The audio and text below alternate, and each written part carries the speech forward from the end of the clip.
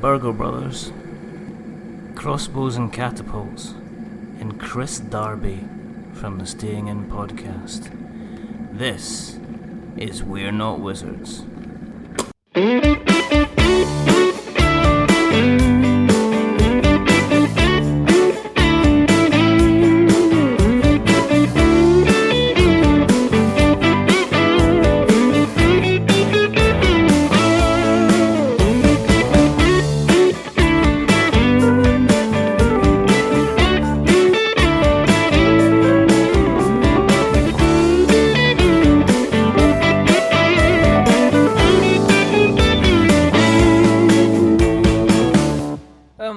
Thank you, first of all, for coming on.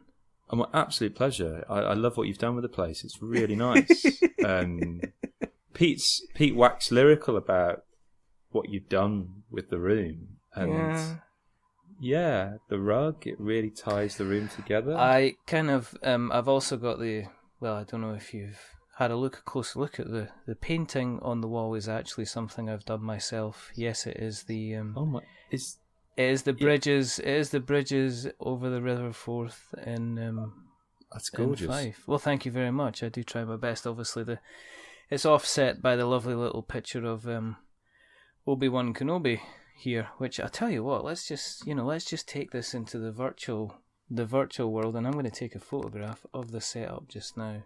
We're going to add in a little extra 2-second feature, which is going to be called. What game is the mic on? That's a hell of a microphone. Do you like that? It's not actually that big. It looks like the big baddie from Portal 2. Your microphone. What's the name? What's the name of the bat? Oh, this is GLaDOS. You seem to be falling to your death. That kind of amuses me. That kind of thing. She's absolutely fantastic. She appears in the Lego Dimensions, and there is an entire for some reason, and I don't know why the guys at Lego thought, do you know it'd be a really good idea if we go around looking for IP. So they got Scooby-Doo, and they got Adventure Time. So they got some kind of ones that kids kind of would look at and go, yeah. And then somebody went, oh no, do you know it'd be good if we got the Portal 2 kind of IP as well. So one of the Lego games is you've actually got the level you can actually play as Shell, and there's also a little kind of emotion cube as well, and there's a little kind of laser turret that you can build out of Lego, and you use this in the game, and you actually get a full kind of Portal level. And yeah, and GLaDOS speaks to you, and she is sarcastic, and she is wonderful as well. That's incredible. Yeah. I went for a period where my work was getting quite stressful, and I went back to my family home, and I just said, can I just take the Lego back with me? And the Lego in my parents' house is kind of like a family heirloom. It's a mixture of my dad's bricks when he was a child, mine, my brother's. And yeah, I just had these boxes of Lego in my living room. And occasionally when I was waiting for the kettle to boil or something, I would just add a brick to what it was I was building. I hadn't got any instructions or anything like that. And eventually this kind of monstrous tower grew. And it became quite awkward when I had people around, because I don't know if you've got Lego, but there's that kind of... I'll look at it this way. I have a 4-year-old. I have you can play that card. I have an 11-year-old son as well, so I can play, and 13-year-old daughter, and they have all... we had a quick discussion with my wife, who was trying to consider kind of throwing stuff out, and she goes, "Oh, I'm just going to put this Lego, I'm just going to put it out," and he's like, "Oh no, you don't throw out Lego." No. You just don't. So that, I am aware of, there's justification, and as I said, Lego Dimensions as well. So you're building this monolith of stress. It sounds like. But unlike you, who can play the card, I have children. Yeah. And also as well that it would be different if I bought a set, if I'd got a Death Star. Or something along those lines. Clearly, I put a lot. It's a labour of love. I followed instructions. This was just this random kind of Salvador Dali-esque sculpture, and people would walk into the room and immediately they start to kind of psychoanalyze me. Going as if this is kind of this strange structure. What's that? What are you doing there? And I don't know whether it's some kind of metaphor. I don't know, but it was an interesting experiment. And then I used it to kind of as a means to kind of design sets for plays I was directing and stuff. So it kind of dissipated there, but I could feel. So I could kind of. But there's something about that kind of ease in which one can kind of connect these blocks to each other. I think the guy who created Lego, he said that he wanted a toy that was robust, but a child could easily pull the bricks apart. Yes. And stick them up their nose. And then have them in the hallway in the middle of the night. And it's not a particularly big piece. It could be like a block, which is a 4x1, which is sitting at a slightly awkward angle in the middle of the hall carpet, just waiting with anticipation for a bare foot through the midnight or the midnight kind of stroll to the toilet. As you'll find as you get as an older gentleman, on occasion you might wake up in the middle of the night and discover, actually, I've not been drinking, but apparently my bladder is a little bit full. And then as barefoot will meet 4x1 Lego brick, and my God, the world knows all about it. Absolutely. It's one thing that binds us all together as humanity, irrespective of our differences. I've seen anti-Lego shoes, I think. I've actually seen Lego sell kind of anti-Lego slippers for parents. I'm pretty sure that's a thing. Are they shoes that have got like the bottom of like a Lego board, so you can actually like build up your shoes as you're walking around? So by the time you get to your front door, you're like wearing like platform boots. It's kind of like the Lego movie where you've got Lord Business at the beginning, where he's strolling through, and its legs just get bigger and bigger. Except you've got to do the impression as you kind of having to stoop, under the door. Yeah. Right. I think I better kind of introduce you, because otherwise this will be people dropping in and going, what is going on? They're talking about Lego and there's no mention. I came in for board games. Yeah, exactly. Exactly. So what's going on with that? So, welcome to We're Not Wizards. My name's Richard. I'll be your host for this evening. And joining me tonight alongside a kind of a cheeky coffee I think I'm drinking tonight, is another member of the Staying In podcast. Yes, we are 3/4 of the way through collecting the set. So it gives me great pleasure to introduce the rather fantastic Mr. Kris Darby, the man who is digital striding through the podcast landscape, and that's going to be the title for the show. Now, I know why it's called that, and you will know why it's called that. So good evening, Mr. Darby, because everybody's kind of interrupted us mid-conversation, which I think is quite, not rude, but we're kind of friendly, so we're inviting them in anyway. So, how are you this evening, sir? Are you well? I'm very well, thank you. The sun is shining. Good. It is very warm here. Good. I'm very well. I've got to the end of a long bout of marking at the moment. We're in the thick of marking. I feel quite good about myself. But yeah, no, I'm great. How are you keeping? Thank you very much again for having me. It's lovely. Well, it's I think it was only it was only a matter of time, really. I mean, once we had Sam on, and Sam was like, "You got to get Kris on," and then once we had Peter on, and Peter says, "Well, you got to get Kris on, but you've also got to ask him to tell you about the time that he did he did kind of jumping off a wall jump or something like that." I was trying to think about this. It might have been because we all, the Staying In crew, we all met at university.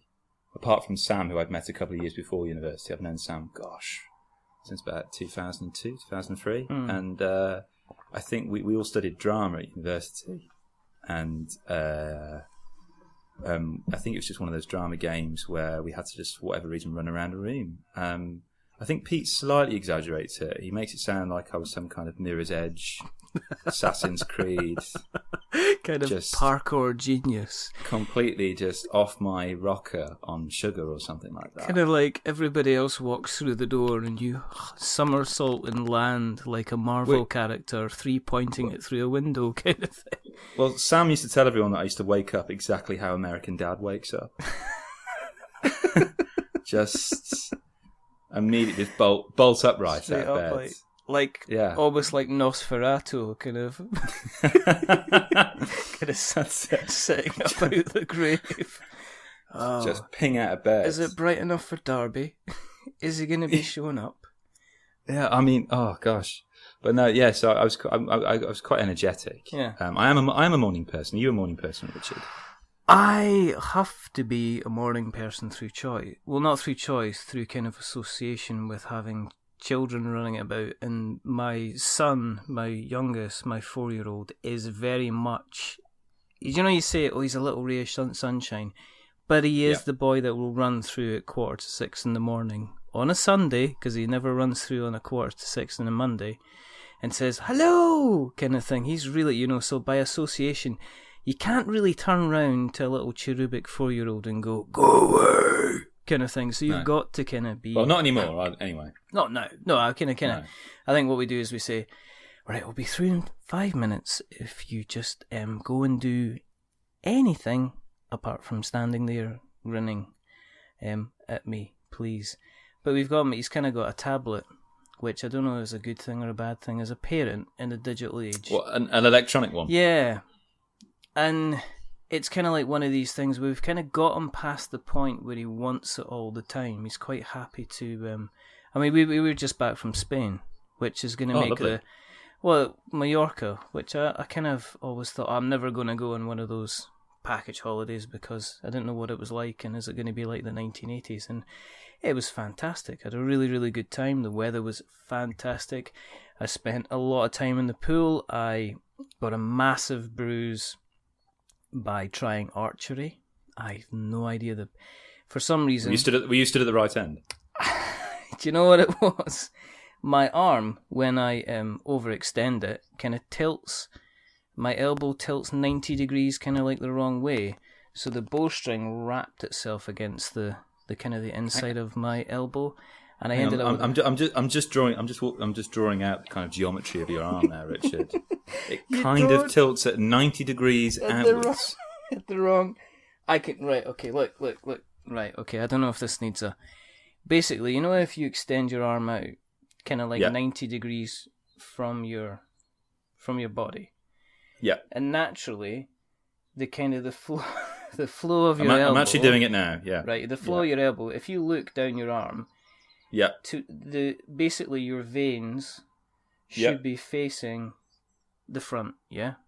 Yep. What happens is when I overextend my arm, my veins end up facing up the way. It's almost like my elbow decides it's got to turn around an extra kind of 90 degrees. So you kind of inadvertently pop and lock. Yeah, basically. And then what happens, it means I can then obviously show off the guns, because like I said, it's much easier for me to bring up the arm and go, do you want tickets?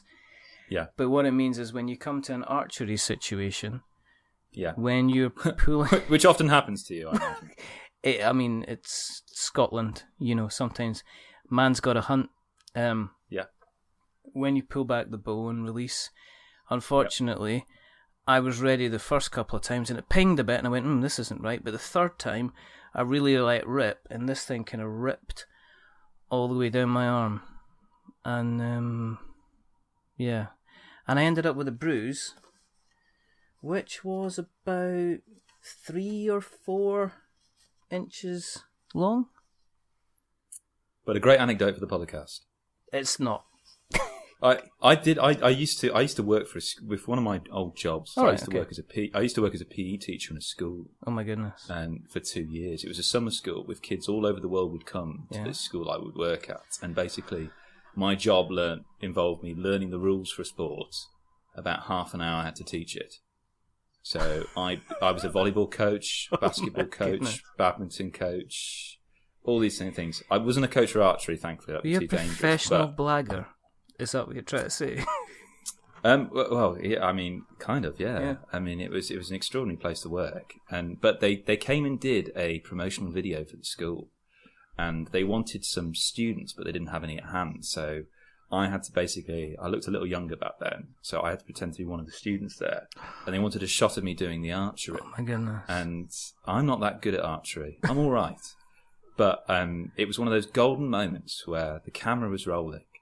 And I kind of go to Legolas it, put your right hand, you have to jab your hand, because you're like, cheekbone. How difficult can this be? You're seeing archery as a sport in the Olympics, and you're like, that's bloody easy.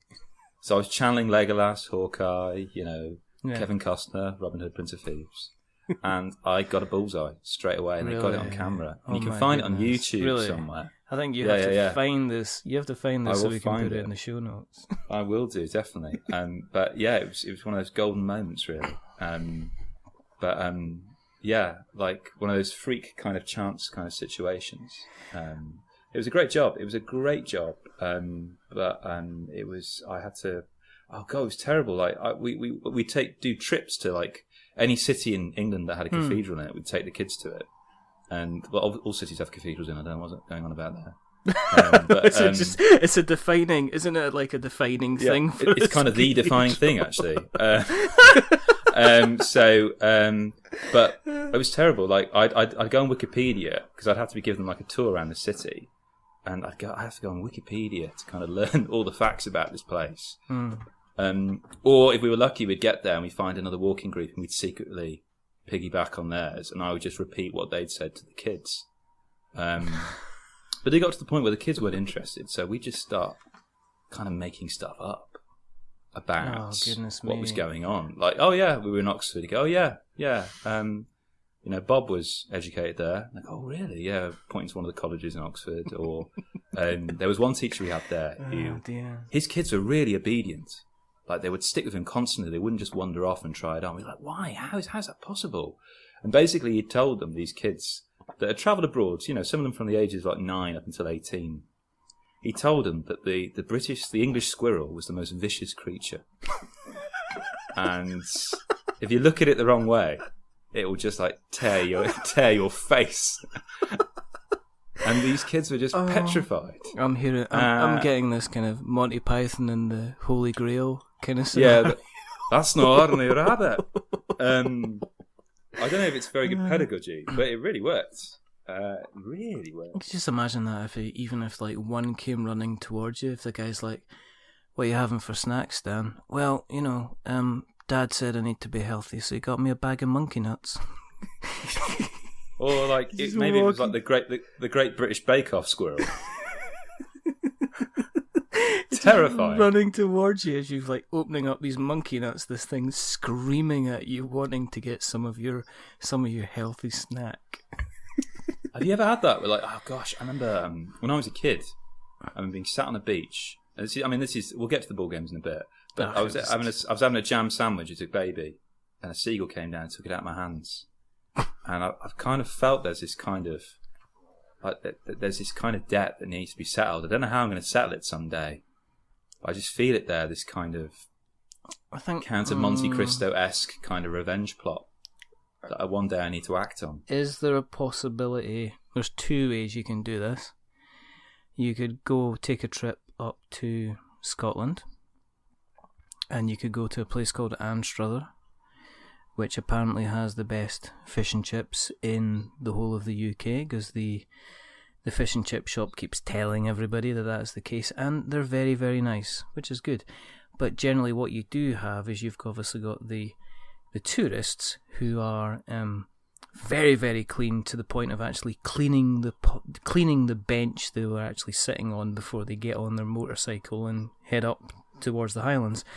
And then obviously you've got the rest of us Scottish people that as soon as we're halfway finished, we'll just toss the thing to one side, and that obviously attracts a lot of seagulls.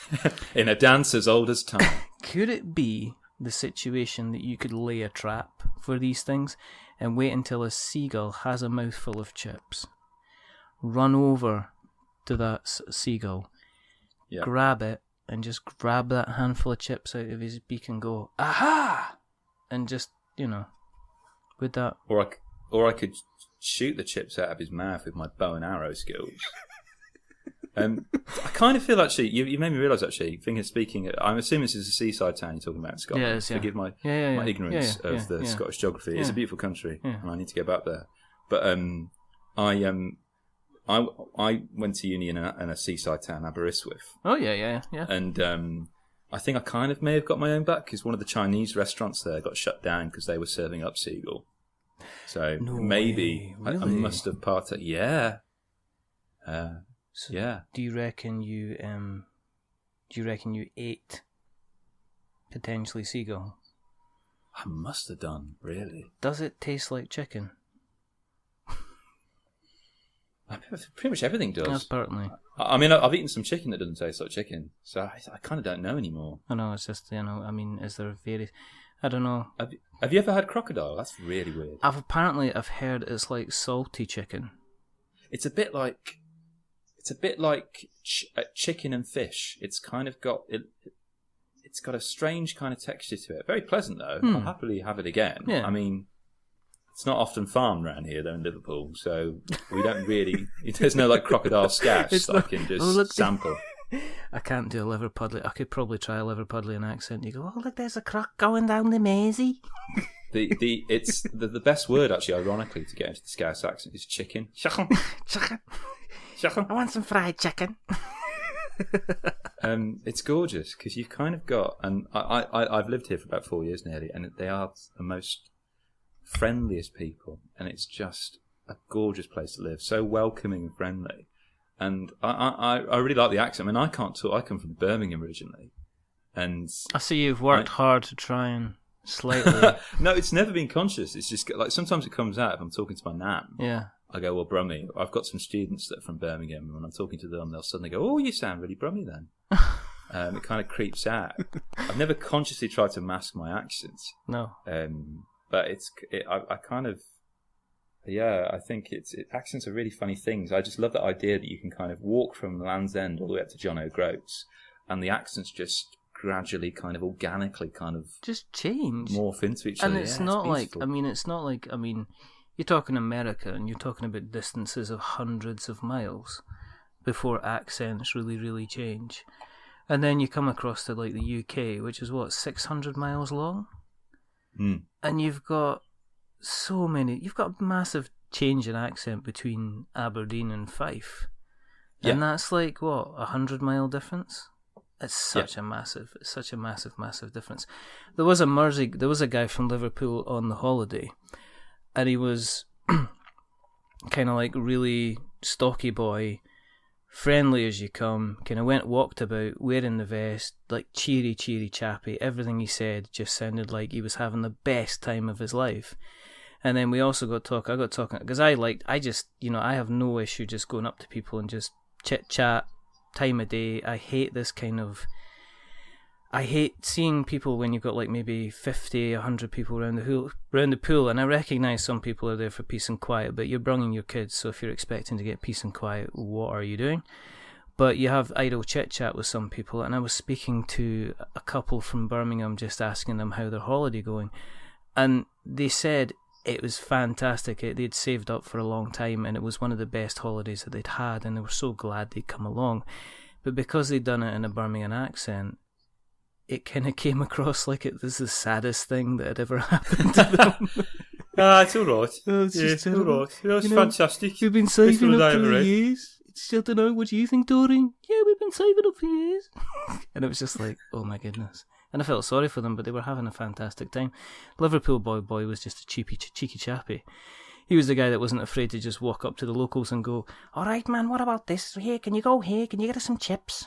Kind of thing. He was just like, he was brilliant. He was friendly to everybody. Everybody on the bus. He was the type of guy he would be... Do you remember Planes, Trains and Automobiles? When John Candy is on the bus. Yep. And Steve Martin sings this song. And then John Candy kind of pipes in by singing the Flintstones. And everybody kind of pipes up. He'd be that type of guy that would be leading the chorus if the bus got stuck anywhere. So that was kind of like that, you know. So it was kind of it was fine. But no, it was good. In a survival horror situation, he'd be the first to go. Unfortunately, yeah. And he would go down and kind of like you're not taking me brains. kind of thing. Boom. It's only a matter of time before the world releases Scousers versus Zombies. I mean, we've had Cockneys versus Zombies, which I never saw. There's probably going to be a board game about it. Oh my gosh, that'll be the next Zombicide thing. Yeah, but aren't zombies done? I mean, haven't we kind of got to saturation point with zombie games, board games? How far do you There's a lot of them. There is a lot of them. There's a lot of them. We have actually joked on, because we had David Wellington, who actually writes. He wrote Monster Island, which was a book about zombies, and it was a book about a couple of intelligent zombies that, because of the way they had died, they had basically preserved their brain function. So they were like woke up, they had all of the undead skills, but at the same time they were able to think and stuff like that. And I kind of made the comment that, if you kind of lined up the number of board games in a street during a zombie apocalypse, there would be more board games in the street about the zombie apocalypse than there would be actual zombies. Kind of thing. There would be so... but we'll see. We'll see what happens. I think you can only change it. Oh, and that's the zombie police coming for me. But very slowly. I've got time. I've probably got about 45 minutes before they actually come ramming through the window.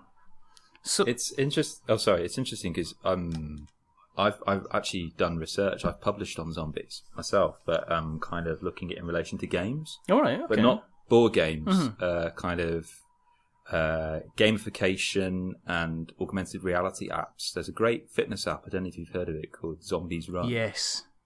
Well, I wrote an article on it. Oh gosh, it's a few years old. It's like the most popular thing I've ever published, and like it's not really my massive research interest, but it's the one that I think it's because it's just got zombies in the title. People just come across it. That's why it's done so well. But I basically interviewed the creators of the game, and I asked them where the game came from, and the writer for the game, fantastic writer called Naomi Alderman. She said that she joined like a running group, and I believe it was a running group for people that running is not usually their thing, and they just wanted to kind of join a group of like-minded people who have to find it difficult to kind of develop the kind of efforts to get off the couch and go outside and run, because running hurts. Why would you do that?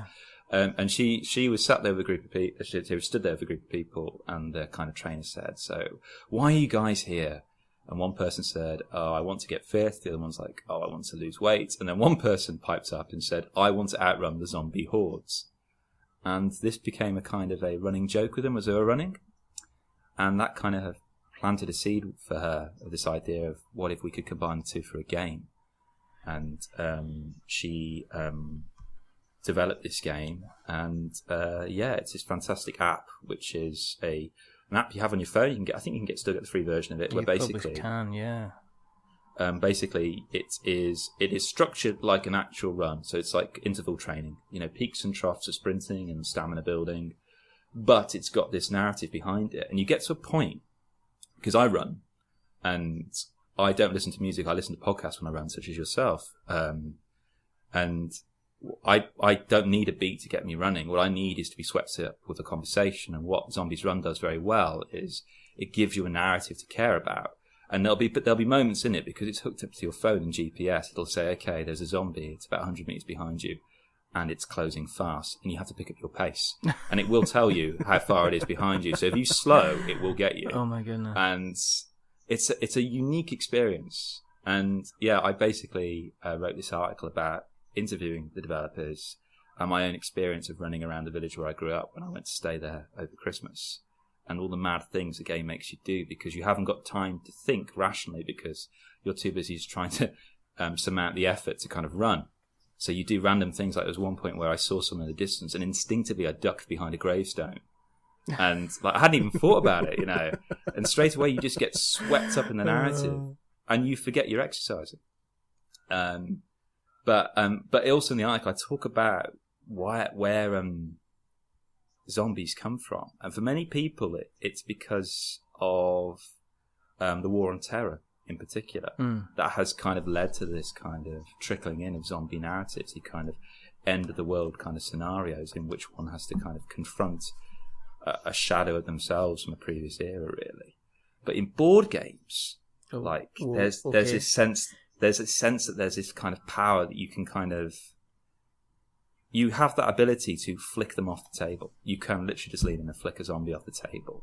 But there's that party that has to follow the rules and chooses not to do that and says, okay, I'm just gonna all good things come to an end.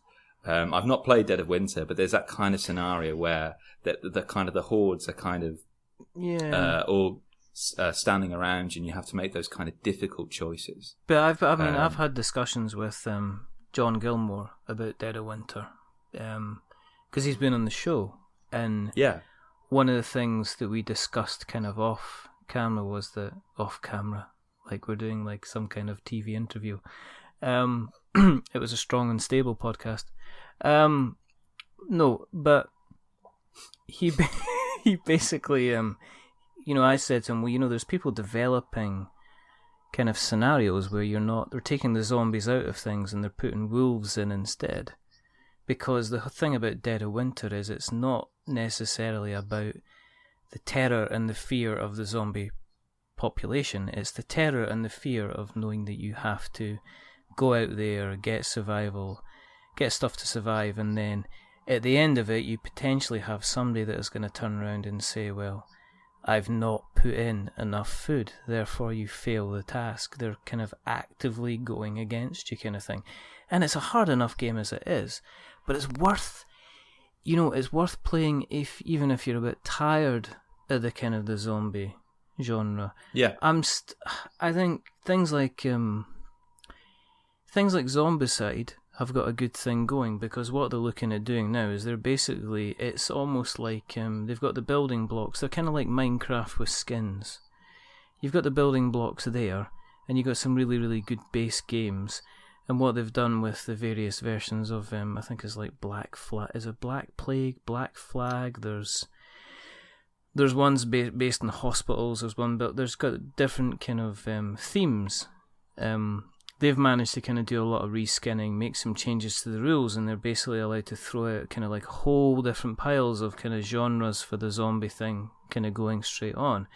Dead of Winter is, I don't know, if you've not played it, I think it would be a fantastic game that it can be very thematic. So if you guys got together, because I know that you when you did your role playing stuff, that kind of thing, there's a lot of kind of acting you can get into. You can really get into the characters, some really kind of good flavour kind of text. So that's kind of cool. So it's worthwhile, picking it up.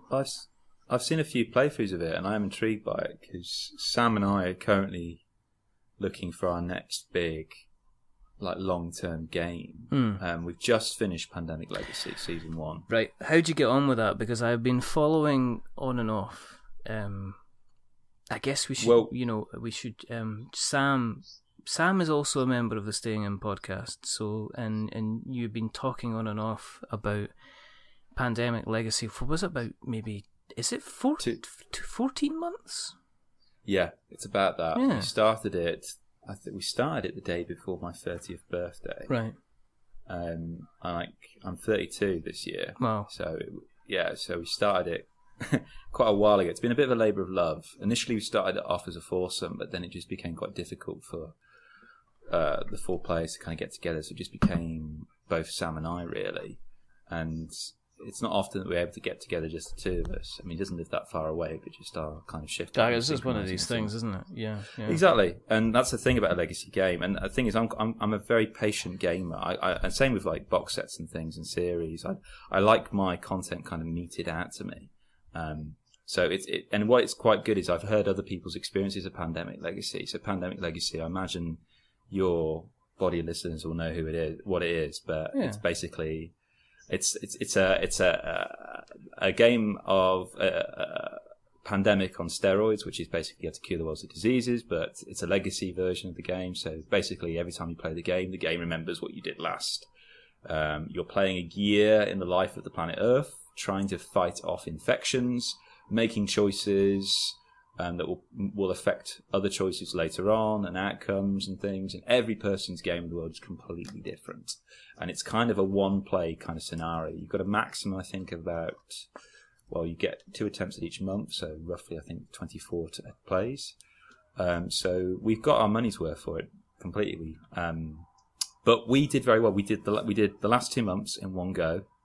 Yeah, fantastic. It is like a blockbuster kind of disaster film in a box. We're kind of late to the party. I think the conversation about season 1 has kind of been and gone, really. People have played it, and everyone's now hyped up for season 2, which is supposed to be out, I think, in autumn this year. Yeah. But it's one of a kind. There had previously been Risk Legacy before that kind of invented the whole legacy thing. That's actually quite old now, Risk Legacy. And then one of the designers for Pandemic Legacy, he created Seafall, which kind of got mixed reviews. Yeah, I heard that. I mean, I think it was one of these games that I think everybody, when Pandemic Legacy came out, everyone went, right, that's it. You know, this is it. Legacy games stride forward. And I don't know what happened with Seafall. If I heard that there was a lot of ideas they wanted to include in the game, but then they decided to ship out the game. I think it could have done with maybe an extra half hour in the oven. I think there was a lot of additional ideas they wanted to get to the table, and it ended up being a bit kind of okay. So it was a kind of it was a good 6 out of 10 type of game. I think that's what people would have said. And it was really weird because I think Pandemic Legacy came out, but I've not heard a massive number of other legacy games that have come out, which everybody's going daft about the legacy games. If you play legacy game, and people will mention Risk, or they'll mention Pandemic. The only other one that I've seen which is semi kind of legacy is Mechs and Minions, but again, yes, you know, I've heard people talk about that. I've not heard people actually talk about it. You've got some baby ones out there, like there's a card game that I believe I'm going to butcher the name of it. It's called The Ravens of Frisarashi. Forgive my pronunciation, but Osprey Games, I think, produced. Sam's got this. And it's a card game. I think there's a legacy component to it, but it's such quite a difficult card game. I've only played it once, where basically it's an asymmetrical 2-player card game where you're having to interpret the dreams of the other player, and there is a legacy component to that, but it's kind of very tight in the box. I think it's just kind of I think it's a legacy up to like 3 plays. You kind of unlock bits more of the story, but that's a kind of a micro legacy. So you're kind of getting legacy kind of migrating into those kind of card games.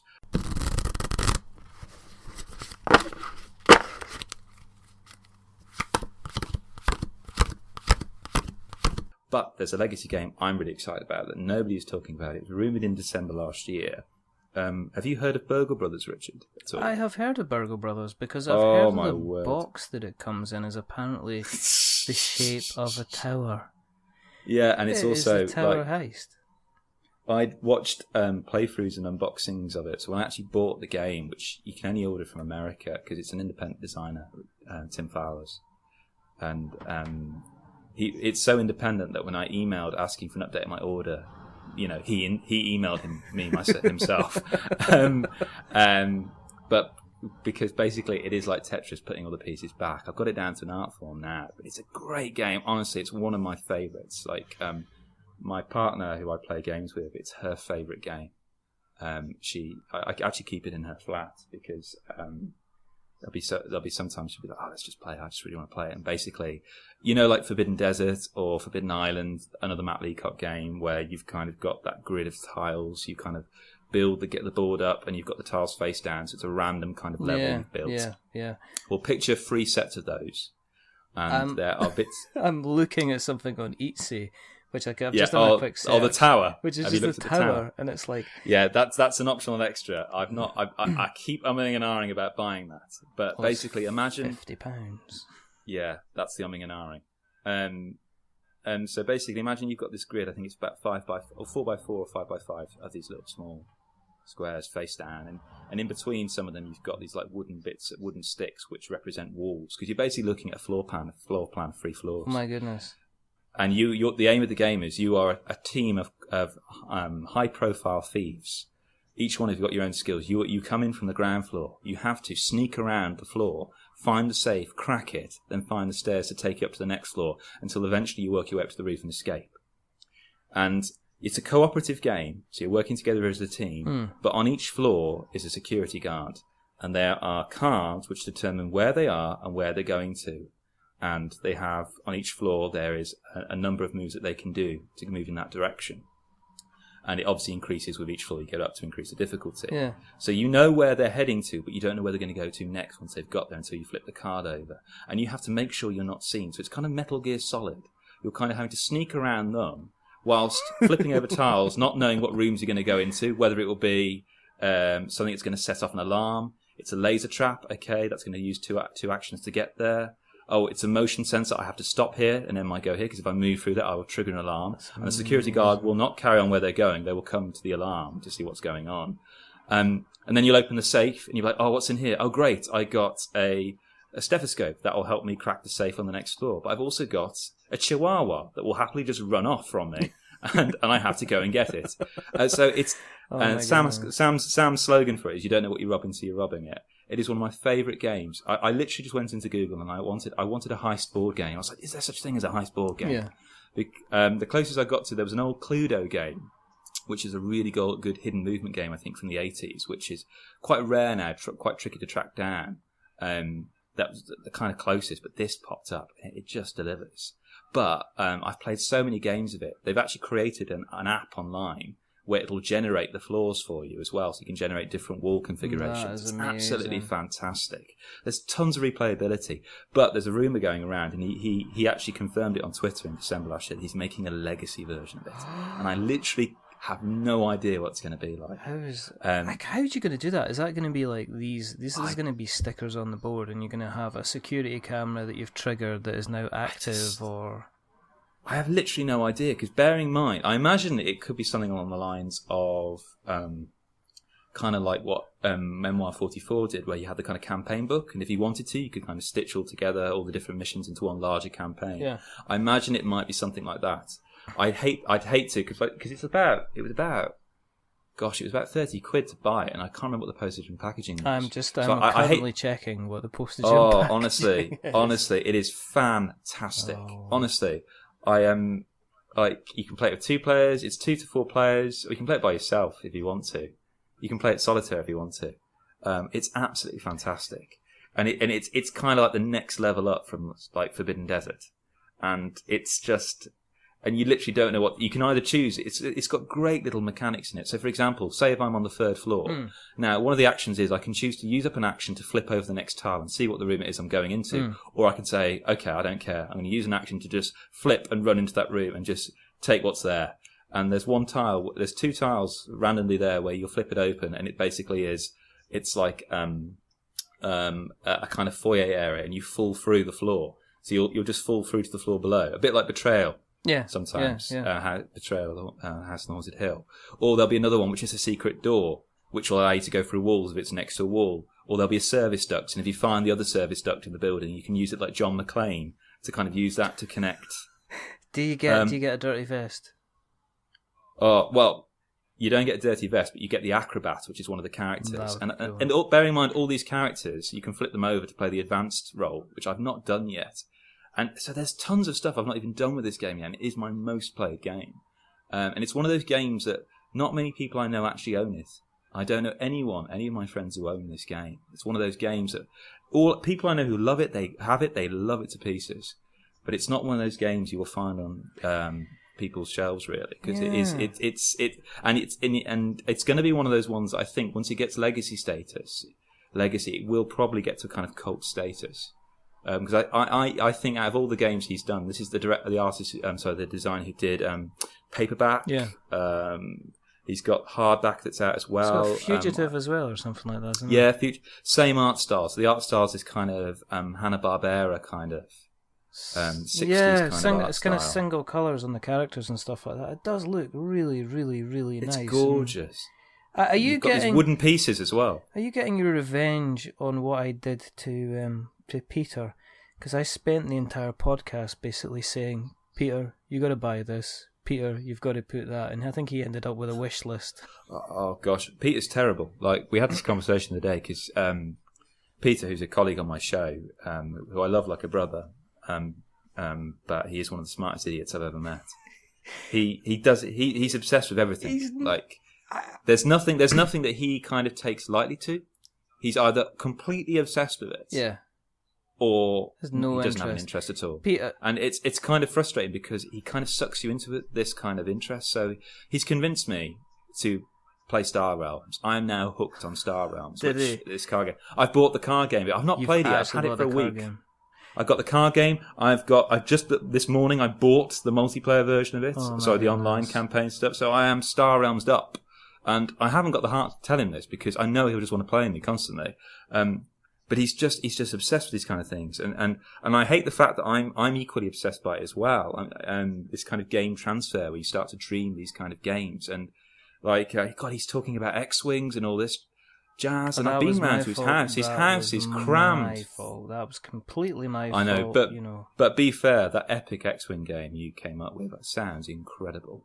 I mean, even I, who has a kind of, I like Star Wars. I don't love it. It kind of came before that kind of stuff hit me. I was more of a Lord of the Rings person. Lord of the Rings was my thing. Oh, okay.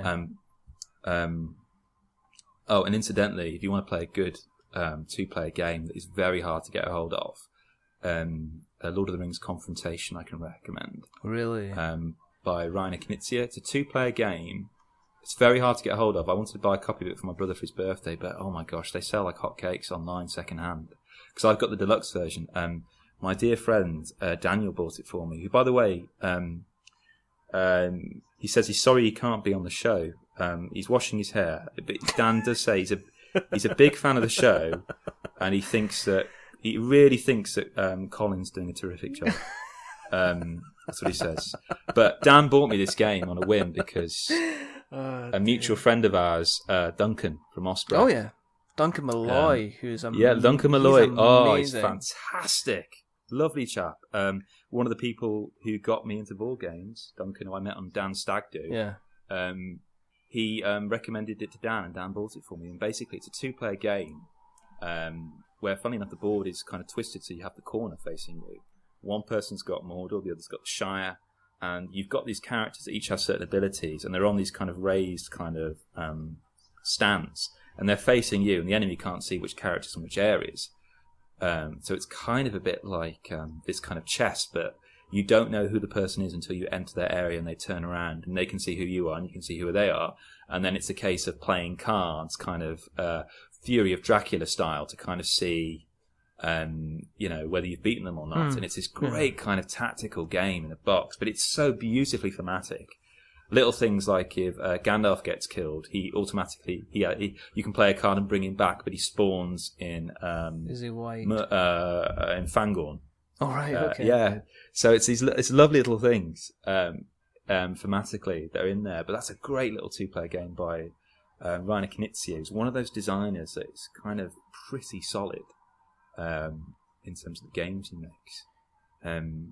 Oh gosh, he did. I played a game of his the other day at a board game cafe. Battle Line. Have you ever played that? I've heard of it. Yeah, I've not. It's an oldie. Actually, it's not that old. Actually, it looks a lot older than it actually is. The art style is really nothing to write home about. And I'm quite and I don't know if it's because I teach in the arts, but I'm a bit of a snob when it comes to gaming art. Like, it could be the best game in the world mechanically, but the art style, if it's not very interesting, it's gonna really put me off it. And it's awful, I know, because I'm judging a book by its cover, but I like games to have this kind of wonderful kind of visual acuity to them. And I know that particularly, that materials are expensive and some concessions have to be made. Yeah, art itself seems to be, I think it's one of these things that's in the board game community that people are actively kind of supporting creators, which is a good thing. I think board game guys are good at kind of saying, I need to have a budget for art, because especially Kickstarter people, but I'm looking at it now, it's very, very kind of simplistic looking, but I'm very, very liking it. It is kind of like, here is your history book about what a hoplite looks like, or what a pacifist looks like. Yeah, it's an odd one, really. Yeah. It's I don't know how tied in the theme is to the cards, because basically it's kind of like several mini games of poker. You kind of play the game, and it's kind of got that Lost Cities kind of vibe, in which you've kind of got this line in front of you with a series of different sections, and you play your cards from each section. You'll kind of counting the cards, predicting what the other player has, and whether you should play this card here, and certain sets. The certain sets, the tricks you can make, they're not named after poker things like a royal flush. No. They're given like militaristic terms, which is quite nice.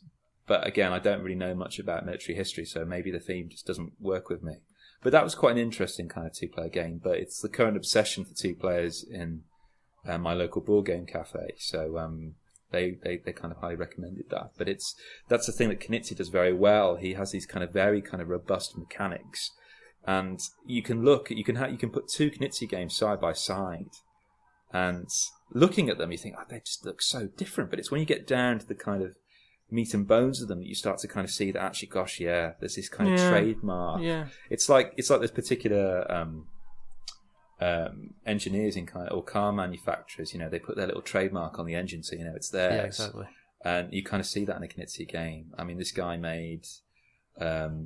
Battle Line, he made All the Rings Confrontation, but he also did Ingenious, which was, Spiel des Jahres winner, which I actually have here as well. That I'm not a massive fan of abstract games, but a lot of my friends really like it, so they tend to borrow it off me quite a lot. Do you get to play a lot then? I mean, are you a regular? Would you put yourself up there as a regular board gamer? Because on the Staying In podcast, you and obviously you and Sam talk about what we need to get together. Yeah. And you go to, was it the Zigomat you go to?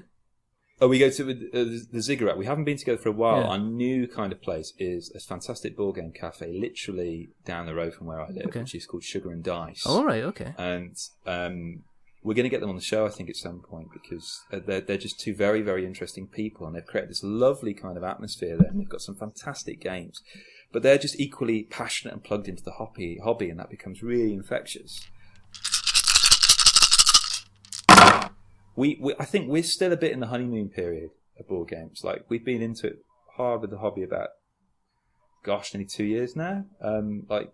It's that wonderful thing. I don't know how you found your way into it, but it was kind of that thing of rediscovering something that we felt we'd maybe have grown out of when we were younger. Yeah. And what was quite nice with Sam and I, was that it all happened at the same. Our kind of return to board games happened at the same time on his birthday, where his partner's brother had given him his old copy of Catan. Yes. And oh my goodness. We had that kind of thing which you get with many people when you introduce them to Catan.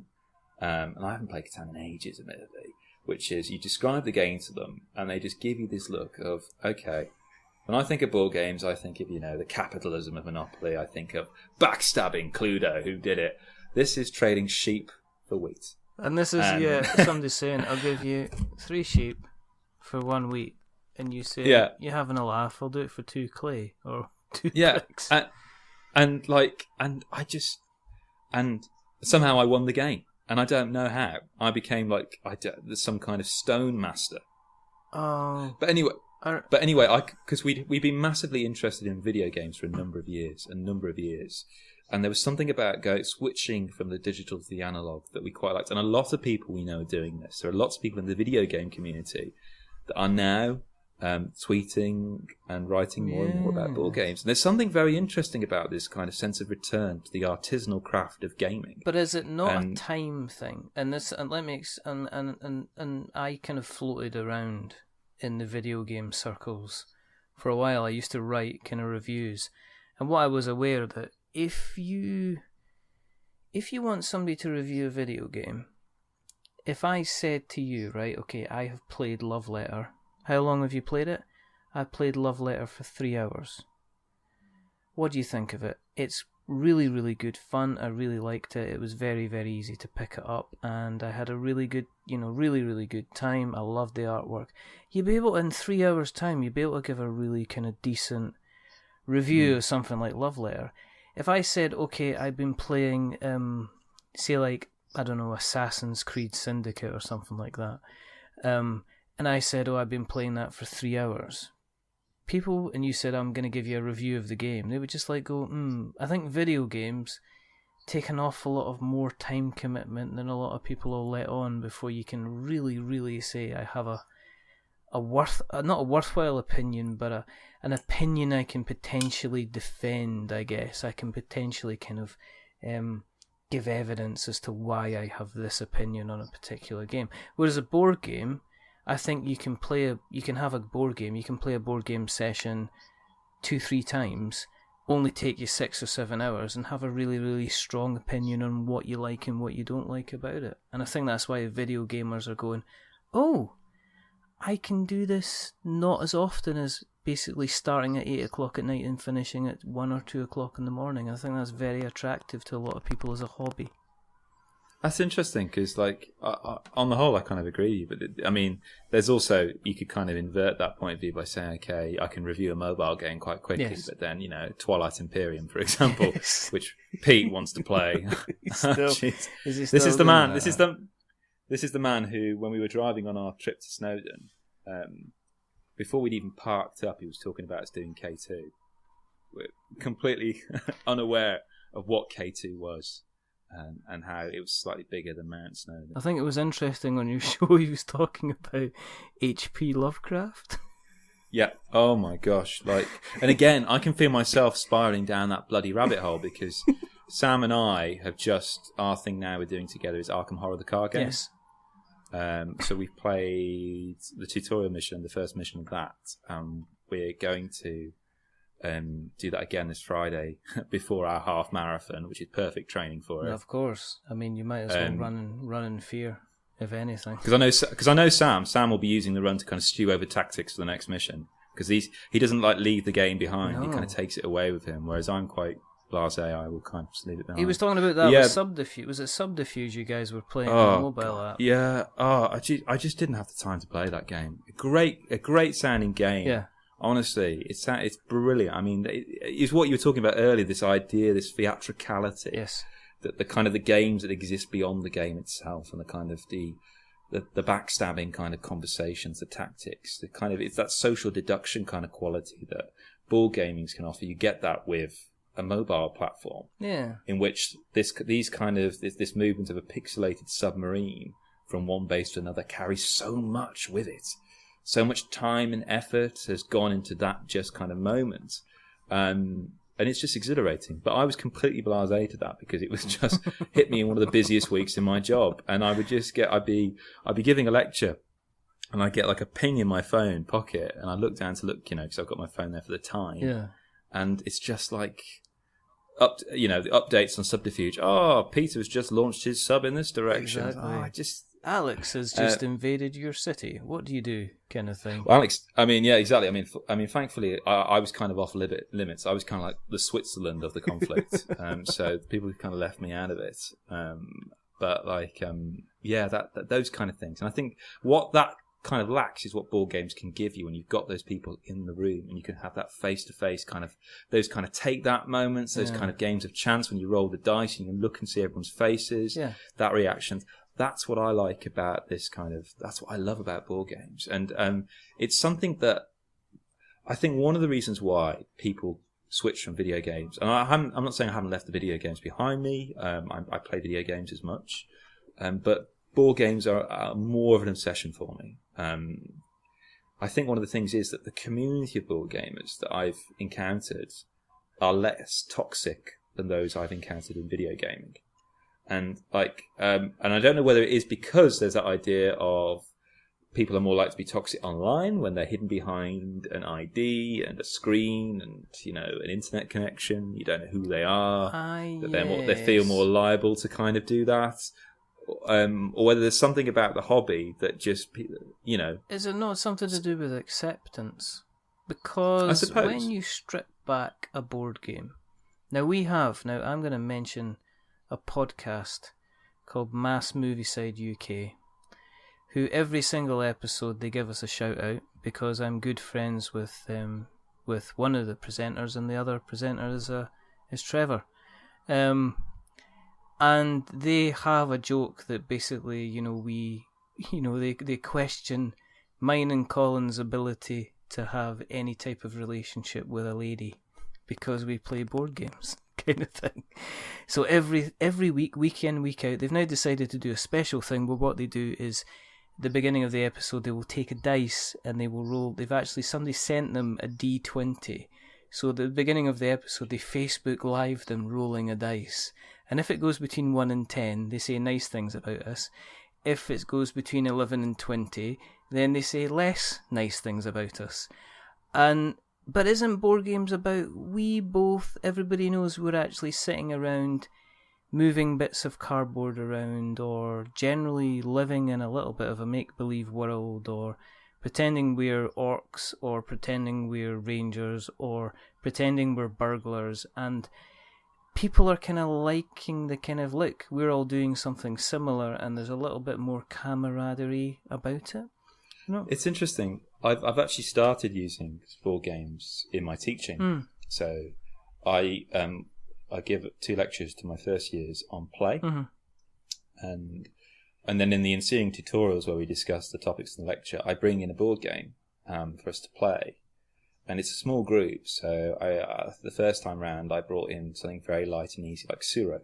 8 players, very light. I mean, the rules you don't even need to teach; you just need to look, and it's very intuitive. And we just kind of give the tutorial while we're doing it.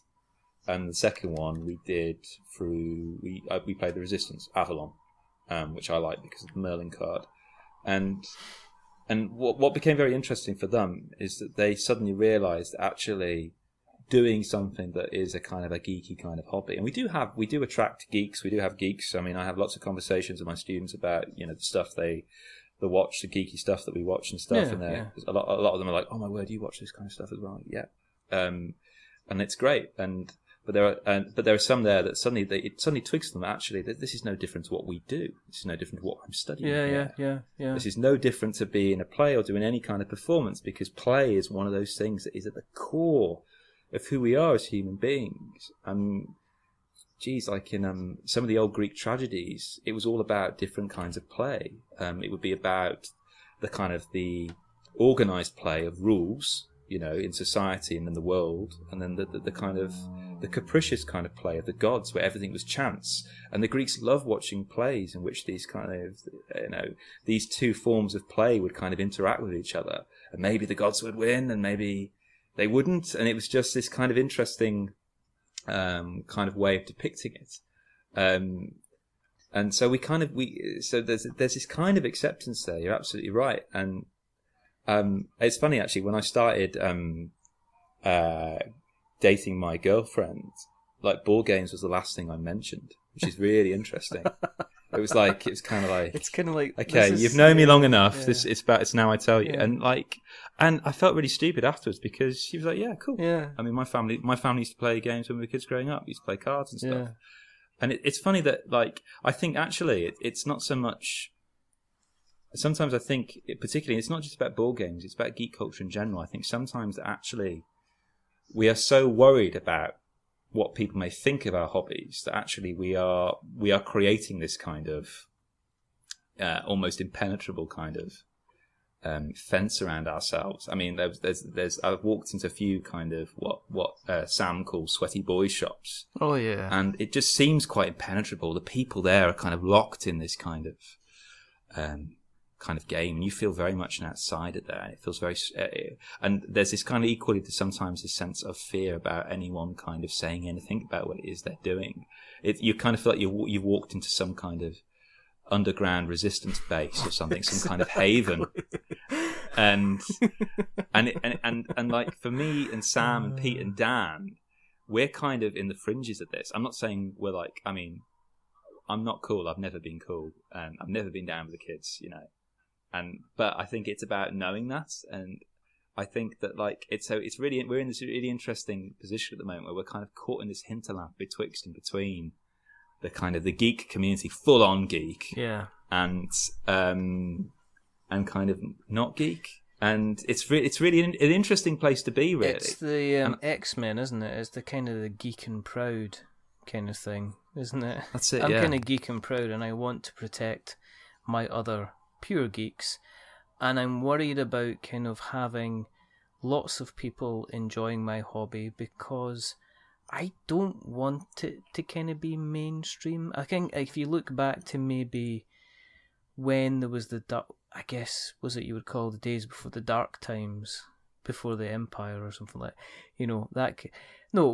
I guess what I'm saying is the days when board games kind of seemed to have disappeared and moved east to kind of Europe and Germany and, that kind of thing. You got your Euro games kind of still surviving and kind of other board games. Dungeons and Dragons was still there. It was kind of going along. And now all of a sudden, and it was like there's people that are saying, well, I hung around when it was, I hung around and I went to Essen when it first began and types of things. And they want to kind of protect that identity. It's almost like we don't want it to become popular just in case having it popular kind of ruins it. I've heard people kind of talking about being worried that, Asmodee, as they are going around as a big corporation taking over these smaller companies like, say, Plaid Hat Games, who did Dead of Winter. They're worried about them, does that mean that the number of indie games is going to decrease because Asmodee are going to say, well, we're not going to give you the funding to run Dead of Winter, the Wolves expansion pack because we don't think it's going to make enough money, as opposed to Plaid Hat saying, well, tell you what, we're going to release Warring Factions because 2 people having 2 boxes of Dead of Winter plus this expansion means they can go ahead and fight each other. So I think people are worried about that. People are worried about just anybody coming in, and they kind of, it's still a little bit, maybe is it a safe space? Would you say that? Because if you're a geek and you go into a room and it's other geeks, you can mention kind of like a quote from Star Wars or Star Trek or Lord of the Rings, and people will get it, and you'll be, recognised, and it's a nice bit of comfort, and nobody's going to actively take, they're not going to take the piss out of you. You're going to be playing somebody in X-Wing, and there's going to be intimidation, and it's not going to be jokey intimidation. It's not like when I'm going to be on the bus at high school taking my Warhammer 40,000 miniatures to go to the club afterwards, and the bullies at school start calling me a kid because I'm playing with kind of little toys kind of thing. Do you know what I mean? It's that kind of strange kind of... I guess that's maybe why the bubble's there, because they're worried about if they burst the bubble, what they're going to kind of let in. It's interesting. That's the sound of like some kind of gigantic ethnographic study that we could start here, Richard, and we get the funding for it. No, but it's a very valid point. And one thing I've noticed that actually when you're in the geek community, yes, there is that sense of safety, but I can't help at times feel that sometimes, and I don't know what's kind of caught in this tension, that you start to look around and you're trying to see how geeky are you? For Sam's 30th birthday, we took him to a convention. And I'd never been to a convention. I don't think Sam had either. And Pete was there, and Dan again. He's just messaged again. He loves Colin. We were around there, and I said, I'm sorry. Look, I did an entire episode. I know. Frost, hey, and I apologise. I'm the peacemaker. I know exactly, Richard. I know exactly. I'm absolutely fine. He's going to say no, isn't he? I'm not going to get the complete set. He's going to say no to coming on, isn't he? I don't know. I think what he's trying to build, Richard, is one of these things that Jimmy Kimmel has with Matt Damon. I think that's what he's trying to go for. But I digress anyway. We went to this convention, and I felt in places I kind of felt like we stuck out a bit. The amount of people cosplaying, for example. Cosplay absolutely fascinates me as a performance studies kind of scholar. But that to me is a different kind of geek to the one I am. It's really interesting for me going to those places because I'm trying to define kind of what geek I am, and I don't necessarily know that yet. So maybe I'm thinking about this too much. I don't know, but there are degrees of geekiness really, and I don't feel any kind of tension in that in the sense of kind of pecking order. No. That's what I quite like. There's this kind of, you can kind of walk into a convention dressed in normal clothes and normal bat-and-eyed. You could equally walk in dressed as Ash from Pokemon, and nobody equally would bat an eye at it. You've heard that wonderful story of I heard this fantastic cosplay story the other day. It was a cosplay where a little kid had gone dressed as Rogue One, and she was seeing all the Princess Leias she could find, and she was handing them plans to the Death Star. Really? Oh, isn't that lovely? Would be amazing. Isn't that gorgeous? These kind of lovely kind of things. Where again, as you say, like when you're on a holiday in Spain, where you can walk up to somebody and say hello to them. I think that's because of you and who you are, and that's come, I think, in part from this hobby and this kind of culture of geeks. And if I mean, can you imagine if geeks themselves existed as some kind of a nation, what that would be like, or as a world? In terms of the politics in play with that, really, how that would function. I wouldn't, because microcosmically, I don't know. I wouldn't want to be the guy that doesn't say hello. Do you know what I mean? There are new people that come to the club that we go to, and I do kind of try and at least say hello and at least kind of see what they're doing, because I would never ever want to be turning up at somewhere and not having somebody kind of say, alright, how you doing, what you playing, do you fancy kind of playing with us? I guess, you know, going back to, you said, well, how did you get into board games? And the answer is quite simply that I was kind of looking at other hobbies, and I did kind of pick up kind of Pandemic was the first game I played, and then I decided to go along to Dwarf, because I was like, I kind of need a hobby, but I also don't need a kind of a running hobby or an exercise hobby, or I needed a hobby where there was going to be other kind of people present with an ability to be able to potentially form kind of acquaintances or friendships with these people, which is why I kind of went down that route. So I kind of went in, and I was pretty much, I don't know, because of my job as a sales guy, I'm not too fussed about sitting and, you know, introducing myself and saying hello and stuff like that. So that's how I kind of got into it. But I did find that once you you're right, there is maybe a little bit of a tiny force field that you have to slowly push through. But once you're in the other side and you get accepted, you're accepted for kind of everything, which I think is a fabulous thing, a fabulous place to be in, kind of thing. Yeah, you're absolutely right. And I think it's also about debunking these stereotypes, because, like, one of the series I really don't like is The Big Bang Theory, because of the way in which it depicts people of the kind of geek culture. And I'm not saying there aren't people out there that are like that, but they are very much characterized. Obviously it's a stereotype.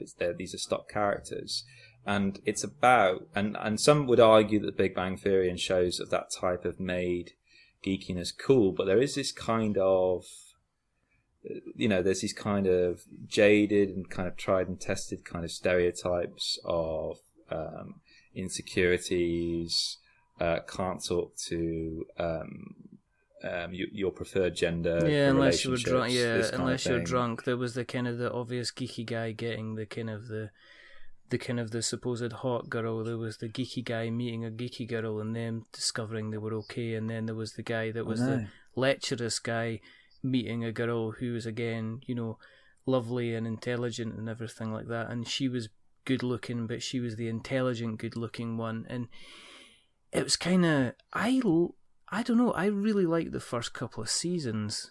Yes, the first couple of seasons were quite strong, but it's become, recently, it's fallen into that tired kind of sitcom routine, really. And the jokes are incredibly predictable. Yeah, and you need to kind of start, you know, it's almost a case of, like, I reckon they would go down the line of killing off somebody. Probably the comic book guy, Stu. I reckon they would kill him off. Or he'll kill it all them off. He would kill all of them off. It's either or, isn't it? It looks like he's going to snap. It's kind of like, let's make you successful and popular by getting you involved in a kind of a normal heterosexual relationship, and you're just like, okay. but what's very interesting you say about Stuart, because remember, to start off, Stuart was kind of he was a bit of a, I'm not saying he was a ladies' man, no. But, like, you know, I think he went on a date with one of the characters or something. Yeah. You know, he was a little bit more assertive, a little bit more confident, and they've kind of diminished that confidence of each. Well, they had him losing his shop, didn't they? And they had his shop burning down, and then they had him kind of going to stay with what's his face, Guthrie Pally. Yeah, with Howard and Bernadette. And then he went on to become like kind of the carer of Howard's mum, and then that's when I checked out. I kind of like went, oh gosh, no, okay. it's quite awful, but I find that very interesting. Like, they went from this character that was, a little bit more multifaceted, and they've just kind of pushed him to the back, and they've kind of, like with all of them really, they're quite two-dimensional. Yeah, they've kind of, when there was a lot of depth to them, and it was funny, and it was kind of in-jokes that you kind of like went, oh, this is a program for me, and then I went, no, what you've done is you've taken a program that you thought was going to be for me, and then you've decided to say that the only way that I can be, you're going to say, well, I'm winning at life now because I'm going to be married, and it's just like, no, that's kind of... You're not doing anything for me now. You're kind of pushing me away if you're doing anything. You're kind of doing anything at all. It gives me nothing to look forward to as the show goes on, because I think, well, the next funny thing is going to be geeks have kids, and then it's going to be, oh, do they dress them up as R2-D2 or Princess Leia kind of thing, and it's just like, or little Yoda.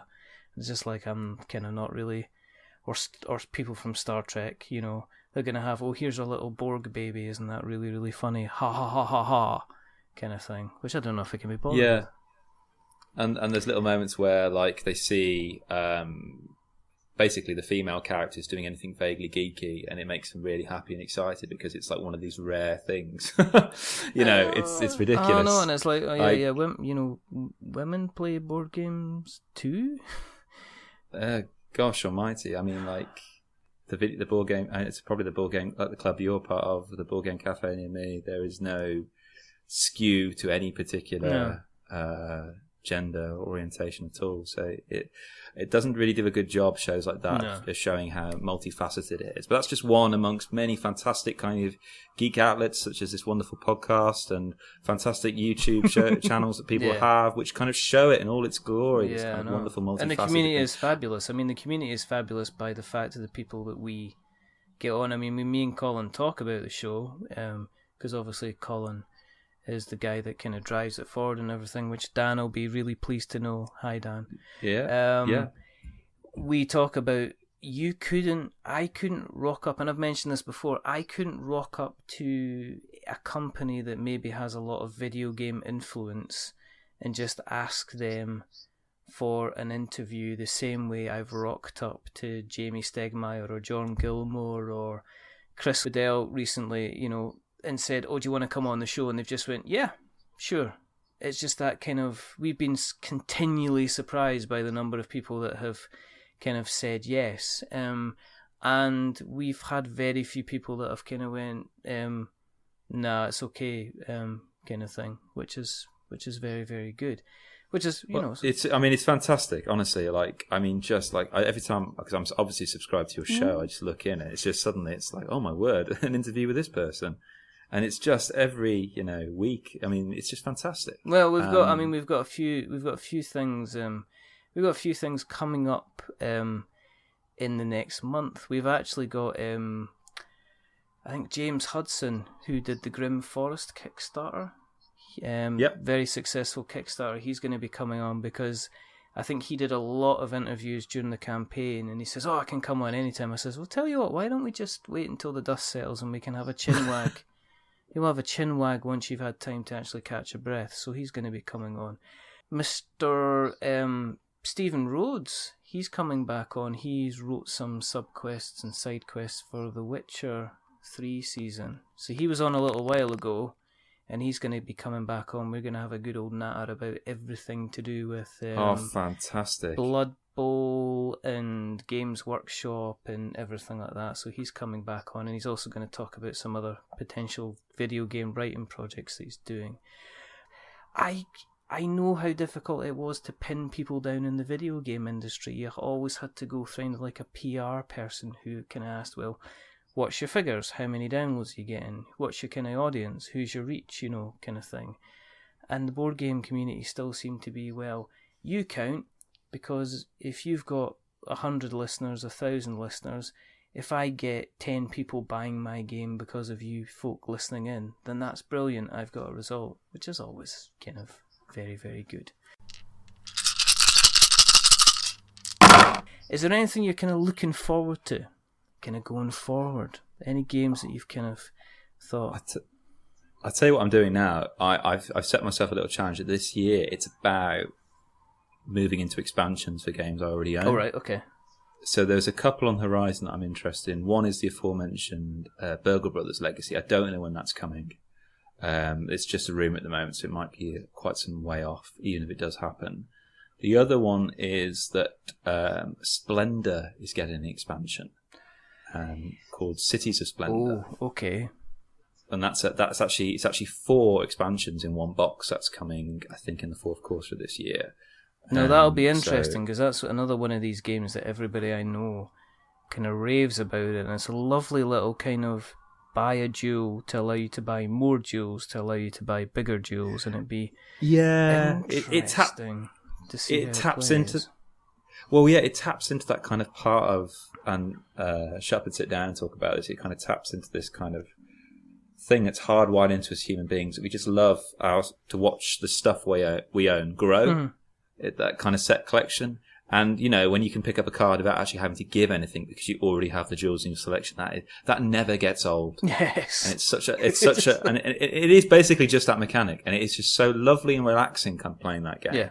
But that's got an expansion coming up called Cities of Splendor. That'd be lovely. And, a favourite with my family, whenever I go back, they ask to play it, is Jamaica. That's getting an expansion as well this year, which is kind of caught everyone off guard because that game came out, over 10 years ago. It's not one of these that gets. Has it not had I don't know if it's had a reprint, but I know it had a reprint a couple of years. Well, not a reprint. Yeah, it had a reprint a couple of years ago. I think.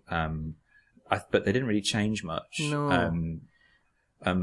That's got an expansion called The Crew, where basically in addition to racing around the island of Jamaica as you do, and it's rolling dice, it's playing certain cards, it's hilarious. You may end up on the same place and you have to fight each other with cannon and plunder their ship.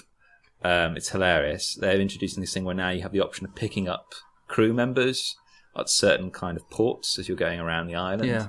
And those ports, a bit like one of the expansions for Colt Express, where you got a hostage and you can take them and you don't know they're going to be a good for you or bad for you until you pick them up. They're kind of emulating that, I think, in Jamaica. So those are the kind of things I'm looking forward to, kind of expansions. I don't really have anything I want to buy on the horizon. I was tempted by an abstract game that came out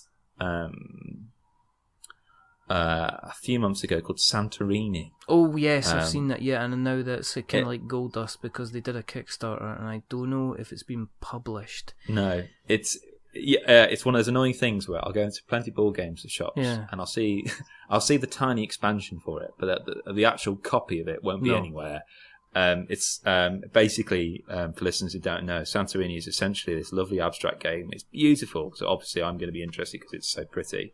And basically you've kind of got this board that's raised in front of this grid, and you've got these, you basically move around the board. You can only move, I think, one step at a time, and you can choose to build a structure. If you're on the floor, you build the base of that structure. If you're next to an already existing base, you can build the next bit. And the aim of the game is to end up on top of the third structure. But here's the kicker. If you can see someone about to get to the top of the third bit of the structure and you're stood next to it, you can put a little blue dome on top. And that stops them doing that. And that's... So you're building this lovely little towers, because Santorini is this lovely place in Greece, I believe. Yeah. And it's iconic for these white towers with these blue domes on the top. It's kind of if you've ever gone to Greece, then basically I went to Rhodes, and I went to Rhodes a couple of times. And the things about the building in Rhodes is you'll have like a one-story building which is painted white because of the sun, and then sticking out the top of it, you'll have little kind of iron kind of wires, basically, that are potentially like about an inch thick. And the tour guide said that what they would do is, when somebody in Greece or Rhodes kind of builds a house, their own house, what they'll do is, rather than move house, they'll basically build an extension going up the way. So I think that's the whole point. You basically have these little kind of plastic little buildings that are stackable. So you'll put one down, you'll put another one on top of it, you'll put a third one on top of it, and then, as you said, if you get on the top, you've won, And that's the whole game. But you can stop people by putting the little blue marker. But as usual, there are cards. You'll correct me if I'm wrong, Chris, but there's cards that you can play which have influence on the gameplay. That's it. God cards, I think they're called. And it's a bit, because otherwise it sounds a bit like Othello, that really classic game in which you can almost paint yourself into a corner. Yes. When you're trying to flip over these tiles. Yeah. It's that kind of good thing that abstract games do, where it's so easy to teach, and you can play it as light or as heavy as you want to, depending on who you're playing it with. Yeah. As you kind of start to strategize and kind of work things through. But these god powers add an extra element of replayability to it, which kind of mix up the game a little bit more. Yeah. I've been tempted by it, but it looks almost too big for what it is, almost. And I don't know where I sit with it, really, in that regard. It's one of the reasons that prevents me buying it, because I'm not really... The last abstract game I bought was through my partner, and she loves it. It's a game called The Duke. Yeah. Which I suppose the most recent version of it, a similar version to it, is probably Onitama. I don't know if you've seen that. Yeah, I've seen that. Yeah. The Duke is great because it's great for those. If you've got somebody who likes chess and they've kind of got this kind of, I don't know, snobbish view of board games, you go, well, chess is a pure game kind of thing. Show them The Duke. Sam introduced this to me, where basically you've got this board in front of you, and you've got these wonderful, beautiful kind of thick wooden squares, and you've kind of got the light pine coloured, and you've got the mahogany coloured in one end, and these beautiful varnish things. And on each square on the top is the name of a title, like Duke. You start off with a Duke and two footmen, and they're side by side, and you have literally just 3 pieces on the board, you and your opponent. And on the top of this tile is a grid which tells you where that piece can move, how far it can move, whether it can just slide to that place, or whether it can hop over something there, or whether it can actually slide all the way to the end of the board and take whatever's there. But once you've moved it, you flip it over and it has an alternative movement for that piece. So it kind of doubles up on chess. But what's great, when you're playing chess, and I haven't played chess in a long time, where you're thinking, okay, there's that little bit of extra thinking time. You're having to think, okay, blah, blah, blah, blah, blah, blah, blah, and you have to kind of do that kind of Sherlock thing of mapping all the different grids and routes on the board. The Duke does that all for you, because everything's there in front of the grid. Your opponent can see the possible moves, so can you. Yeah. And it's about backing them to a corner, literally in some cases where they can't move any other place. And it's so good, honestly. And that will take any kind of chess player who kind of turns their nose up at any other kind of board game, and it will convince them to come to board gaming. And that's the kind of abstract game that just demonstrates how good an abstract game is, where literally the theme is just enough there to kind of make it have a resonance with you. So, for example, the long bowman, he can fire very far, but when you flip him over, it's the equivalent of him. And you know this, Richard, I'm sorry if I'm bringing up kind of flashbacks to your war wound. He's kind of he's not got much of a reach when you flip him over, because he's kind of almost picking up another arrow to kind of extend his arm and hopefully not snap it out at 90 degrees, and to kind of reel off the next arrow for when you flip it over again. And it's such a good little game, the Duke, and it's not really talked about that much, and it's so much better than Onitama. I think there's a lot of games out there. I've seen them a lot of the time in, say, Kickstarter. Like Santorini, you'll get a game which is like fantastic, and it'll get kickstarted, it'll get published, it'll get produced, it'll get kicked out the door, and you'll never ever be able to see a copy unless you're willing to pay like 3 figures. And that's the thing, I can't read. It's like reading the stock market. I don't know. I don't feel confident yet of knowing whether a game is going to be good or not. I think I'm the only one. I think me and Dan in our group. Oh, he says hello to Colin, by the way. Like, we're the only ones that haven't backed a Kickstarter. Like, and I know it's something you've talked extensively on your podcast. I'm always fascinated to hear just from people who are, how they choose their Kickstarter campaigns, but also the people who are behind the scenes and are actually trying to get a game kickstarted. And like, it is almost like it's playing that game, that lottery. And you're right, you're absolutely right. There are some games out there that will just, their popularity will come from nowhere and they'll be gone. That's it. Yeah. And then they'll be forced. It's like that flash pan. Yeah, like Gloomhaven. I mean, Gloomhaven is now back with a vengeance, and hopefully everybody will get their copy, and Isaac will hopefully have enough money if he wants to do another reprint, because I still reckon there will be demand for that game. But then there was like But then there's other. I mean, as I say, the games that we've covered. I guess it's interesting when you talk to somebody that's doing a Kickstarter. It's not enough. It's weird to say, how do you judge if a Kickstarter is going to be good? And I think maybe it comes down to the amount of time somebody's maybe spent on something before they press the Kickstart button. Sometimes. Because even guys like, say, Frank West, when he did City of Kings, and I've said this before, it's like, how long have you been doing this for then, Frank? He says, well, City of Kings has been sitting there for 2 years. I was like, shh. And then, it's the people that have put a lot of work at time into it. How do you know if a Kickstarter's good?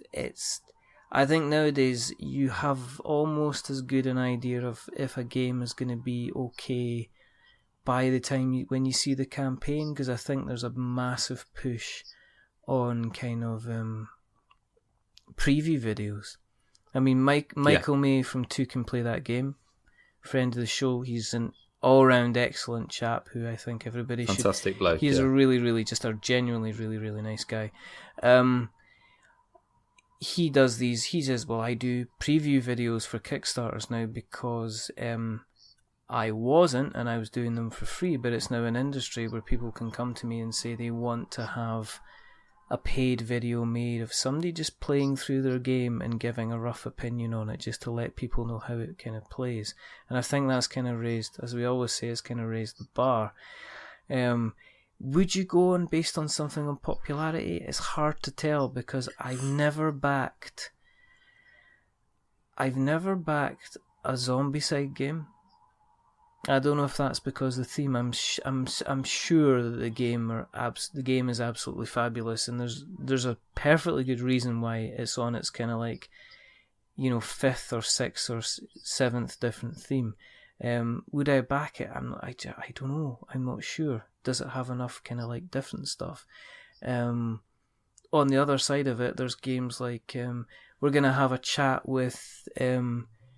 I'm just trying to think. We're gonna have there's a Kickstarter out called Ravage, which is about orcs going into a dungeon and basically fighting each other to get teeth. They're not going to get treasure. They're basically going to go about a dungeon and attack other people, basically attack other orcs to pretty much kind of get teeth for each other, which is interesting. I'm just gonna I'm in Ian Schofield. I'm going to be speaking to him this week. At some point this week we're going to be talking about the Kickstarter, which is live just now. And one of the things that I thought, well, listen, I'm interested in, interesting in having a chat about it, was because his game premise wasn't dungeoneers go into a dungeon and beat up the orcs. It was the orcs are in the dungeon and it was the theme of it, which was kind of interesting. It's interestingly enough, though, and I see this a lot in Kickstarters, is there seems to be a lot of guys that do their Kickstarter the second time round, and they seem to do it successfully. They're a little bit more savvy, I imagine, because as you've talked about in your previous shows, like many people go into the Kickstarting thing without actually necessarily knowing how much of a double-edged sword it can be for them, in terms of, it may not work out and things, but secondly, it may be so incredibly popular because you are plugged into that thing called the internet, which can hit every country except North Korea, around the world, and you're thinking, oh my word, how am I going to... I've got to suddenly ship to Guatemala. Yeah, and I didn't think I'd have a Guatemalan audience. No, exactly. Or as was it? Peter said he was talking about learning he had to find out how to ship to Guam. I think he said. He was talking about the presidents of the election of the general election, American election, which actually is, and it's not being an example of nepotism. Actually, it is an enjoyable card game. Sam and I played that a few months ago. Actually, that is actually quite funny, but we've not played it since because real life politics is basically we can get it, the equivalent of it. You don't have to rewrite the cards. No, oh my gosh, no. But no, I've seen a lot of people the second time round on the Kickstarters now, because the first time it maybe didn't go to plan, or you kind of... it's intimidating to realise the amount of noise that you've got to generate in order to make a successful campaign. So you're not just doing kind of like the one podcast, you end up having to do 5. You're not just can't be content with just. I mean, Frank was saying he was replying to Twitter, he was replying to the Board Game Geek forum, he was replying to the Kickstarter comments, he was replying to Facebook, he was replying to kind of direct emails he was getting, he was replying to messages through Kickstarter, and he says it was a full-time job. He says, because I reached the level of getting, I think he got over £250,000, £280,000 I think he ended up with. He says when you get to that level, it's a full-time job. He actually had to take time off, I think, in order to be able to manage what was going to happen. He didn't think it was going to go like that, so it's absolutely kind of crazy. And that's the thing, because a lot of people don't realise that for people who design board games, it isn't actually a full-time job. It is their part-time job. It is their hobby. They actually have a full work life often outside of that thing they do. It's a labour of love, and when it kind of takes over in a beautiful way, for, it's because there's so much love for that particular title they've created. They suddenly have to work twice as hard and to balance the books, as it were. I mean, it's a world that I am completely alien of. I am still on the cusp. I'm just in the doorway currently of the Sweaty Boys shop or Board Game Cafe. Having a look and having a sniff around. Starting to talk a little bit more confidently about board games on shelves that I haven't yet played, but I've seen the reviews of and the playthroughs of. I mean, I'm in that stage really. So a lot of my thoughts about the hobby still come from a kind of place of ignorance, but also a kind of a place of wonder. It's still this kind of magical, unknown kind of territory for me to kind of explore, really. And I'm really enjoying exploring it, really. Yeah, I can't see it kind of dying down anytime soon. I can't see it kind of going the same way maybe as it's already got the kind of the indie developers kind of scene. Well, I think until CEX has a kind of a board game section, I think these are going to stay on my shelf. I mean, like I let people borrow the games. I imagine at some point in the future I will give games to people. Like for example, Sam has given me his copy of Pandemic. He doesn't need it anymore. He's got Legacy. He's got the board. If he needs to play Pandemic, he'll play it on the Legacy board. So you've kind of got this lovely kind of thing happening, and he's lent me games that I've got here, and I've lent games to different people, and it's just that kind of lovely kind of thing that board games can do, really.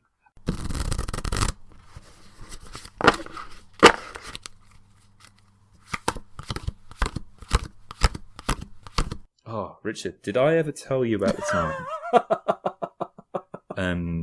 when I went on holiday to Cornwall when I was a child, and my father had got this house pretty much gratis, free, because it was kind of before Airbnb. A person he was working with, they were away on holiday, and they said we can have their house for a week in Cornwall.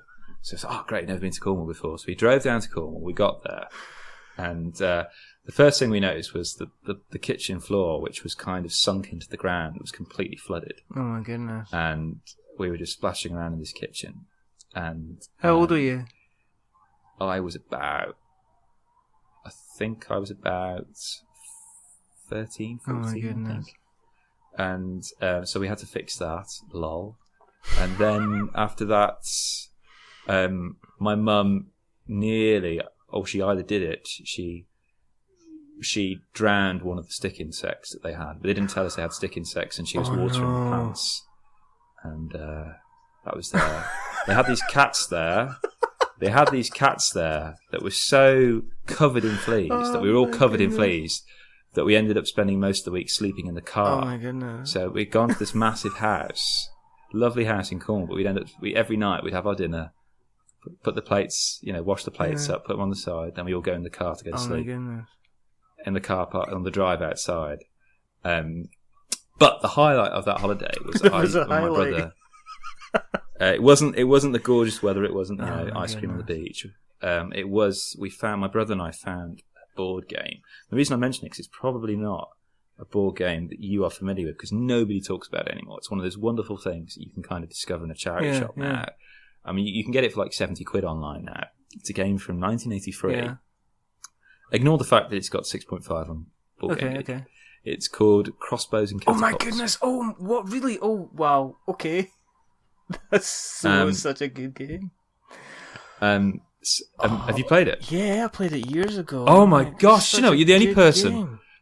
Because I was starting to think I'd made it up until I checked online. No, is it like that Shaq movie that people talk about about the Shazam. Yeah. Oh, this is fantastic. Do your listeners know about this? Where basically that somebody put up on a message board talking about, whatever happened to that Shazam film? I'm paraphrasing here. I'm getting it second hand. But people would kind of tune in on add to the message board saying, oh yeah, I remember that film. It was great. And then you had one guy coming up saying, I worked in a video rental store for years. I had to rewind every tape. I saw Shazam like loads of times. I remember and they that. were talking very confidently about this film.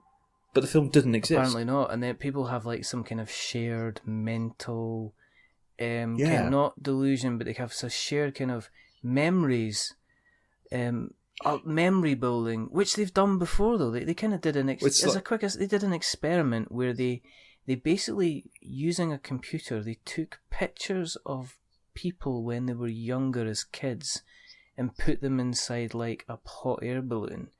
And then they shown them a photograph of them inside a hot air balloon and said, do you remember that day? And people were able to invent entire stories about their trip, about what they ate, what they were wearing, what the balloon was like, the fact that their dad was scared of going in the balloon. And this is the Shazam thing. But no, crossbows and catapults. I remember the television thing, because there was like you had like a castle wall or something like that. That's it, yes. And then there was, so it's a big box game, it was huge, and you had like little kind of almost like mechanisms along the bottom of either in the wall itself. And what it was is you had like a crossbow which would fire straight, and it was all using kind of rubber bands. Or you had a catapult that fired again little rock. And I think the issue was with crossbows and catapults was it ended up being quite difficult to replace the rubber bands, so they ended up a lot in the charity shops. But you would fire projectiles at the walls, and it would flip little switches, and you would get like little trapdoors opening up, or you get things springs, and there was like there not like an ogre or something with a big club that you could knock down as well? I don't remember that. Basically, so essentially you've got these kind of chunky plastic bricks that you can kind of build a wall out of. So you build your defences. So you know, like Memoir 44 is just all cardboard and stuff. This is actual chunky pieces, and you've kind of got your keep, as you say, with a catapult on it, and you can fire these kind of thick, chunky plastic discs from it. They've got pictures on them of projectiles, and you had what was lovely, and it was kind of a thing that you can kind of see in lots of war games since then, is where certain projectiles, when you fire them, wherever you land, the image on it denotes a particular cardboard disc that you put around it, and that's the range. And if you're in that range, you're dead, kind of thing. It's almost like it was so explosive. But the thing was, people talk about, dexterity games like Flick 'em Up, for example, which Sam owns. Yeah. And, that can be aggressive, but, you're flicking these wooden bits or plastic if you want to buy the cheaper version. And that can hurt. Whereas because you've got the rubber band, depending on how powerful your rubber band is, depends on how far these projectiles go. And we were chipping bits off my mum's porcelain because we were so obsessed with this game. We discovered this game in this family, and we broke all their rubber bands because, as you say, I mean, you're pulling the thing back and you're launching it very far because obviously you want to make it as epic as possible. So me and my brother would sit as far away from each other as possible in the living room there, flinging these things back and forth at each other. And then, the thin rubber bands wouldn't work, so we'd ask our parents to get these kind of almost industrial strength kind of mini conveyor belts that you kind of spend ages kind of cranking up and doubling them up so the tensile strength is even more powerful. And these things would just fly at each other. And then soldiers would fall down, and then you would, if you knocked down everyone's soldiers, if you hit the door of the keep, it would cause the top platform of the keep to ping upwards, and it would fly the soldier off. Or if you knocked down the turret with a guard on it, there was expansions, Chris. There was expansions. A Minotaur. I know. I'm looking Minotaur and a Cyclops. So I wasn't wrong. It wasn't a No, you barbarian weren't with a wrong. club. I'm looking at it now, and honestly, my parents have got it, but none of us, because we've all moved out, obviously, but none of us have. There's certain games, because my parents are the really people I've got to say. Thank you for getting me into games. They've got a chest full of them at home. They're massively into games. My dad, when he was in university, played diplomacy loads and stuff like that. And so there are certain games there that none of us have each taken, because it would kind of like, if my brother, for example, took crossbows and catapults, I'd be like, okay, yes, look, you're the youngest, that's fine. The parent would be thinking, you better not break that. That's our game, Lance, So it's kind of, there's this kind of unspoken truce. And do you know what? I think the next time I go there, I'll see him. I'll ask if we can have a game, because it is just. We're talking about stereotypes. If you walked into, a room and there's these two grown men just literally flinging projectiles at each other. Would you have to brush your hair forward so you had a kind of like a bowl cut? That was my brother. My brother had the bowl there you cut, where go. basically the hairdresser stuck a bowl on his head and cut around it. I don't know what that was, that hairstyle. I remember once he hated it. He was annoyed by it, so he did that thing that some kids do when they try and cut their own hair, and it just came jagged. So he had to take it. They had to go back and they cut the fringe even shorter. You just would have ended up Funny- looking like Friar Tuck. Oh, the funniest was that, like, the Tonset. Well, he nearly did that. Did happen to him once, because I used to work behind the pub in the village, and the washer up had broke his leg. For some reason, it meant he couldn't wash dishes. Anyway, don't know what he was doing to wash those dishes. What's he doing? But anyway, I got pressing them like wine grapes. yeah. So, like, I got my brother a little job Yeah. there part time, and he loved it because he meant he didn't have to talk to the public. Well, it's just always good. But he had to go an hour early to set everything up, and I rock up an hour later, and I was like, "Oh, so how's my brother getting on? How's Lars getting on?" And they're like, "Oh yeah, he's had a haircut." So, what do you mean he's had a haircut? And basically, he'd been working in the kitchen, like bending down to pick up plates, and the sharp counter, he bent down, banged his head, goodness. and it took a clump of hair off the top. It didn't cut him; it just cut the hair off the top. So we had this kind of little bowl patch just from doing washing up, That's which is fantastic. just fantastic. Before I forget, you mentioned there's a Flick 'em Up. Flick 'em Up Dead of Winter has been announced. Oh my word! What a combination! Can you imagine? So check Facebook; it'll be all over that. It should be fantastic. I honestly thought that if anyone was going to do another one, it would either be Munchkin Dead of Winter, or Castle Panic Dead of Winter, or Carcassonne Dead of Winter. But Flick 'em Up Dead of Winter. Check it out. It's going to be absolutely fantastic. Oh my! Is this literally hot off the press? This Richard? is literally, I've seen it a couple of places, and not name dropping, but I do follow kind of John Gilmore wherever he may roam, and he roamed quite recently and said, "Oh look, there's a Flick 'em Up." There's also a Dead of Winter comic coming out as well. Yes, I saw that. Which would be quite interesting to do. If you had to take 3 board games with you in a zombie apocalypse situation, because we asked this question a couple of times, what 3 would you take? Well, I would take Burgle Brothers, definitely. That's got to go in. Okay. It's. I would take any games at all, from past, present, or future. So ones I don't even own. Ones you don't even have. Oh my gosh! I would take Burgle Brothers, definitely. Yeah. I would take Lord of the Rings Confrontation, because it's the rarest game I own, and if I needed to, I could sell it. For food. Actually, again, no, this is any game in the world, Richard. Why am I not picking the rarest game of all? I know I'd want to take. I love a hidden movement game, so I'd probably take either Fury of Dracula or Escape from the Aliens of Outer Space. And because I really like Duncan, I'll take Escape from the Aliens of Outer Space. Because it's fantastic.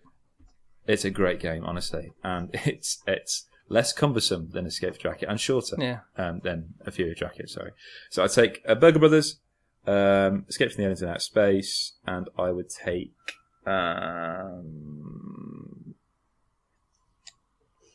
Jamaica. There you go.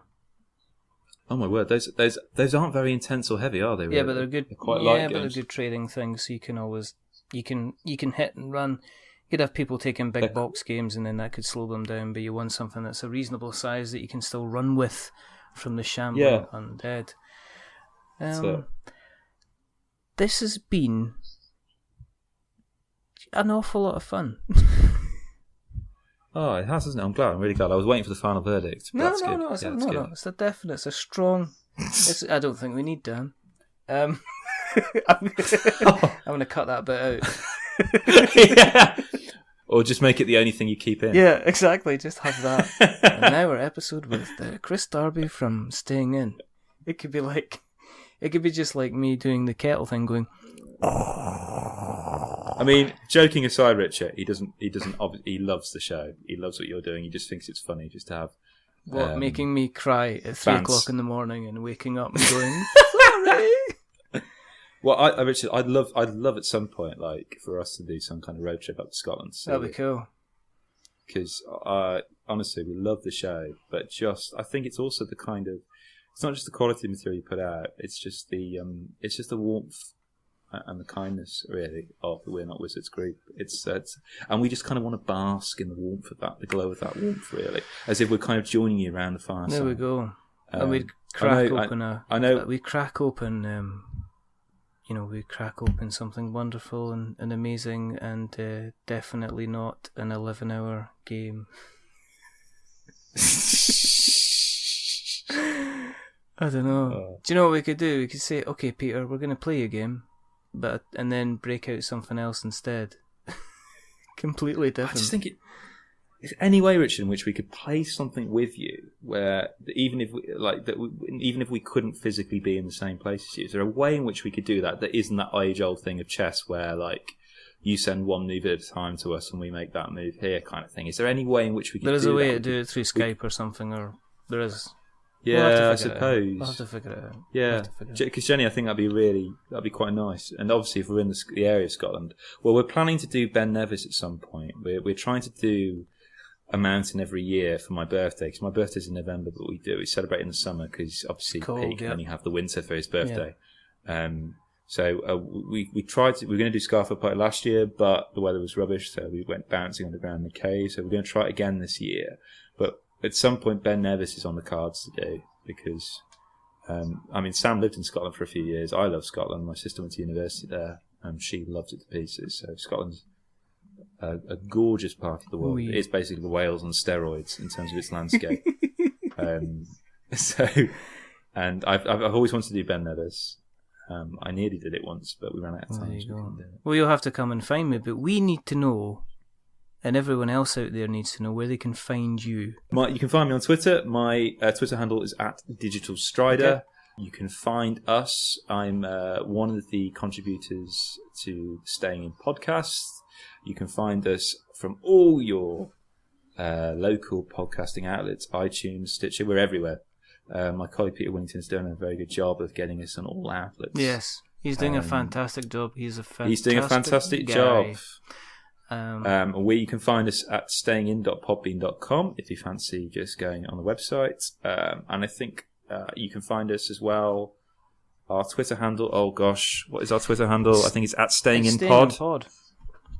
Yeah, is our Twitter handle @stayinginpod. But it'll be in the show notes. Brilliant. So you can just go to these wonderful show notes, and you're very detailed and thorough show notes. Well, I try to, because I do find that people sometimes click through, and I find that if I am listening to El Podcast, and I see something that's interesting, there's nothing just as wonderful as being able to click on the show notes and see somebody on Twitter and follow them. And I think that's how I ended up speaking to Duncan Malloy. Because I think I clicked through on his Twitter handle on your show notes for his episode, and I think that's how we kind of got to talking. So, there you go. I met Duncan. One of the things that cemented my acquaintanceship with Duncan was we together, me, him, and Sam, rescued a ram. You can find it on YouTube. I'll have to put it in the show notes. You'll have to send me. Duncan Malloy of Osprey Games. We're at this stag do, the Dan stag do, and we went for a walk while the others, I think, were either hungover in the pub, and we came across this ram that had its head trapped in this gate. Oh my goodness. and it was bucking frantically. And we noticed that it was the field backed onto this kind of big house. And we walked down there, and I mean, the bloke who lived there, I mean, I think must have had some kind of power complex or ego, because there was this giant kind of gold stag out on the lawn, Oh my goodness. like a statue, and there was like a Union flag hoisted up the mast. Awesome. Anyway, so we knocked on the door, and there was this bloke answered the door, wearing no trousers, basically. And we explained to him the situation. There, there's a ram trapped in your gate, and whether he thought that was some kind of euphemism or whatever. But anyway, he wasn't interested. So we, a bit defeated by that, we thought, no, we're going to do it ourselves. So we went into the field, and Peter bravely decided not to do it. He said he'll film it. I was like, thanks, Pete. So Duncan, Sam and I, we kind of waded through the mud up to this ram that was kind of frantically bouncing, and we kind of managed to extricate its head from this gate. Yeah. And what we really all collectively were thinking, we really wanted it to just run towards Pete, but it didn't. It just kind of shook its head and just kind of sauntered off, really. But yeah, that's how I met Osprey Games Duncan Malloy. Cool.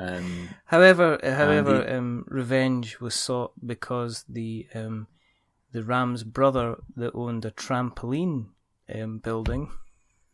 Oh my gosh. Do your listeners know? Have they seen that link? I try and publicise it. I've actually used it in lectures with my students. We've actually kind of dissected this particular film clip as a piece of performance art. I just because it's just so funny. It's a great icebreaker. I think one of the first things I did when I met my partner was I showed her this video. It's a great way. It's a great social lubricant. Finest work. It's one of the reasons that Vine should have never disappeared, basically.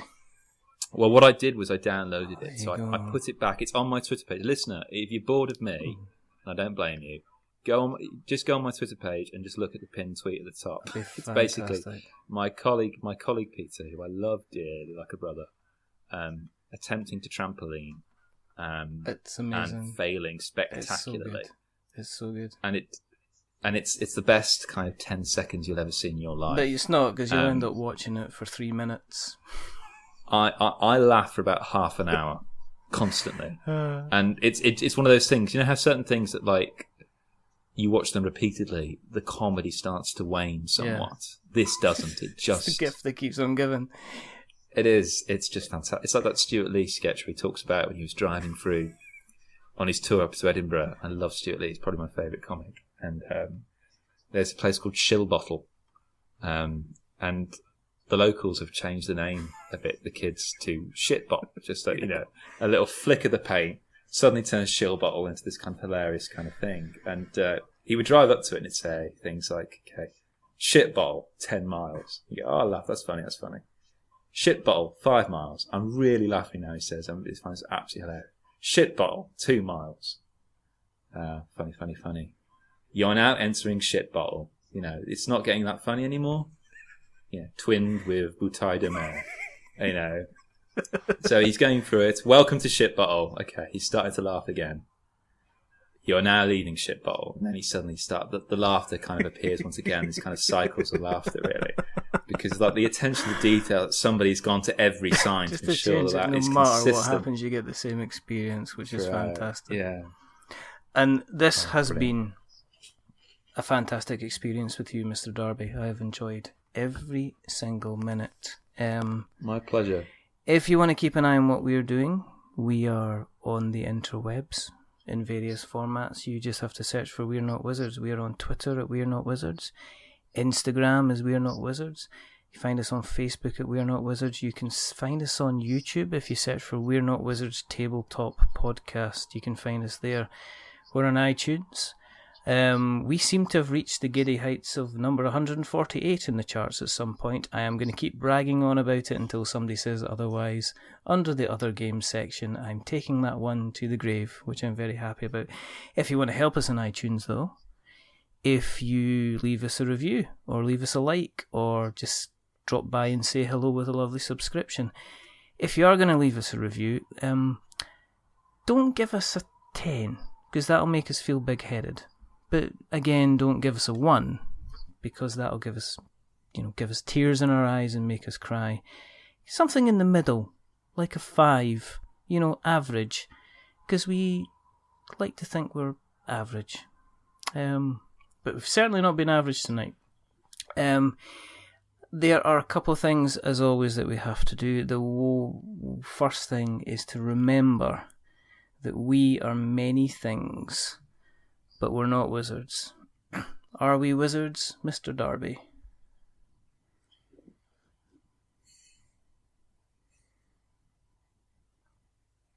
Go on then. Are you? All right. I'm just checking. I'm checking. I mean, I'm going through the BuzzFeed quizzes now. Am I a wizard? Am I a wizard? And still computing the data. Come on, don't let me down. I don't think I am. That's fantastic. I don't think I am. That's so good. I don't think I've just checked. No, I'm not a wizard. Good stuff. I thought you were going to leave me hanging, and I was going to. No, I would never do that to you, Richard. That would be awful. And the the last thing to do is to say goodbye. So it is a goodbye from the wonderful, fantastic Mr. Kris Darby. Say goodbye, Kris. Goodbye, Kris. There you go. And it's a goodbye from me. Remember, stay safe. Roll those 6s. Check out the Staying In pod. I know we've had Peter on and I've already said check out the Staying In pod, but check out the Staying In pod anyway, because it just gets better and better. It's like having one cup of tea and then having your second cup of tea, but realising that you got the tea bag this time really, really right, and the biscuits are just, you've discovered that you've got custard creams as well as hobnobs. But until the next time, goodbye.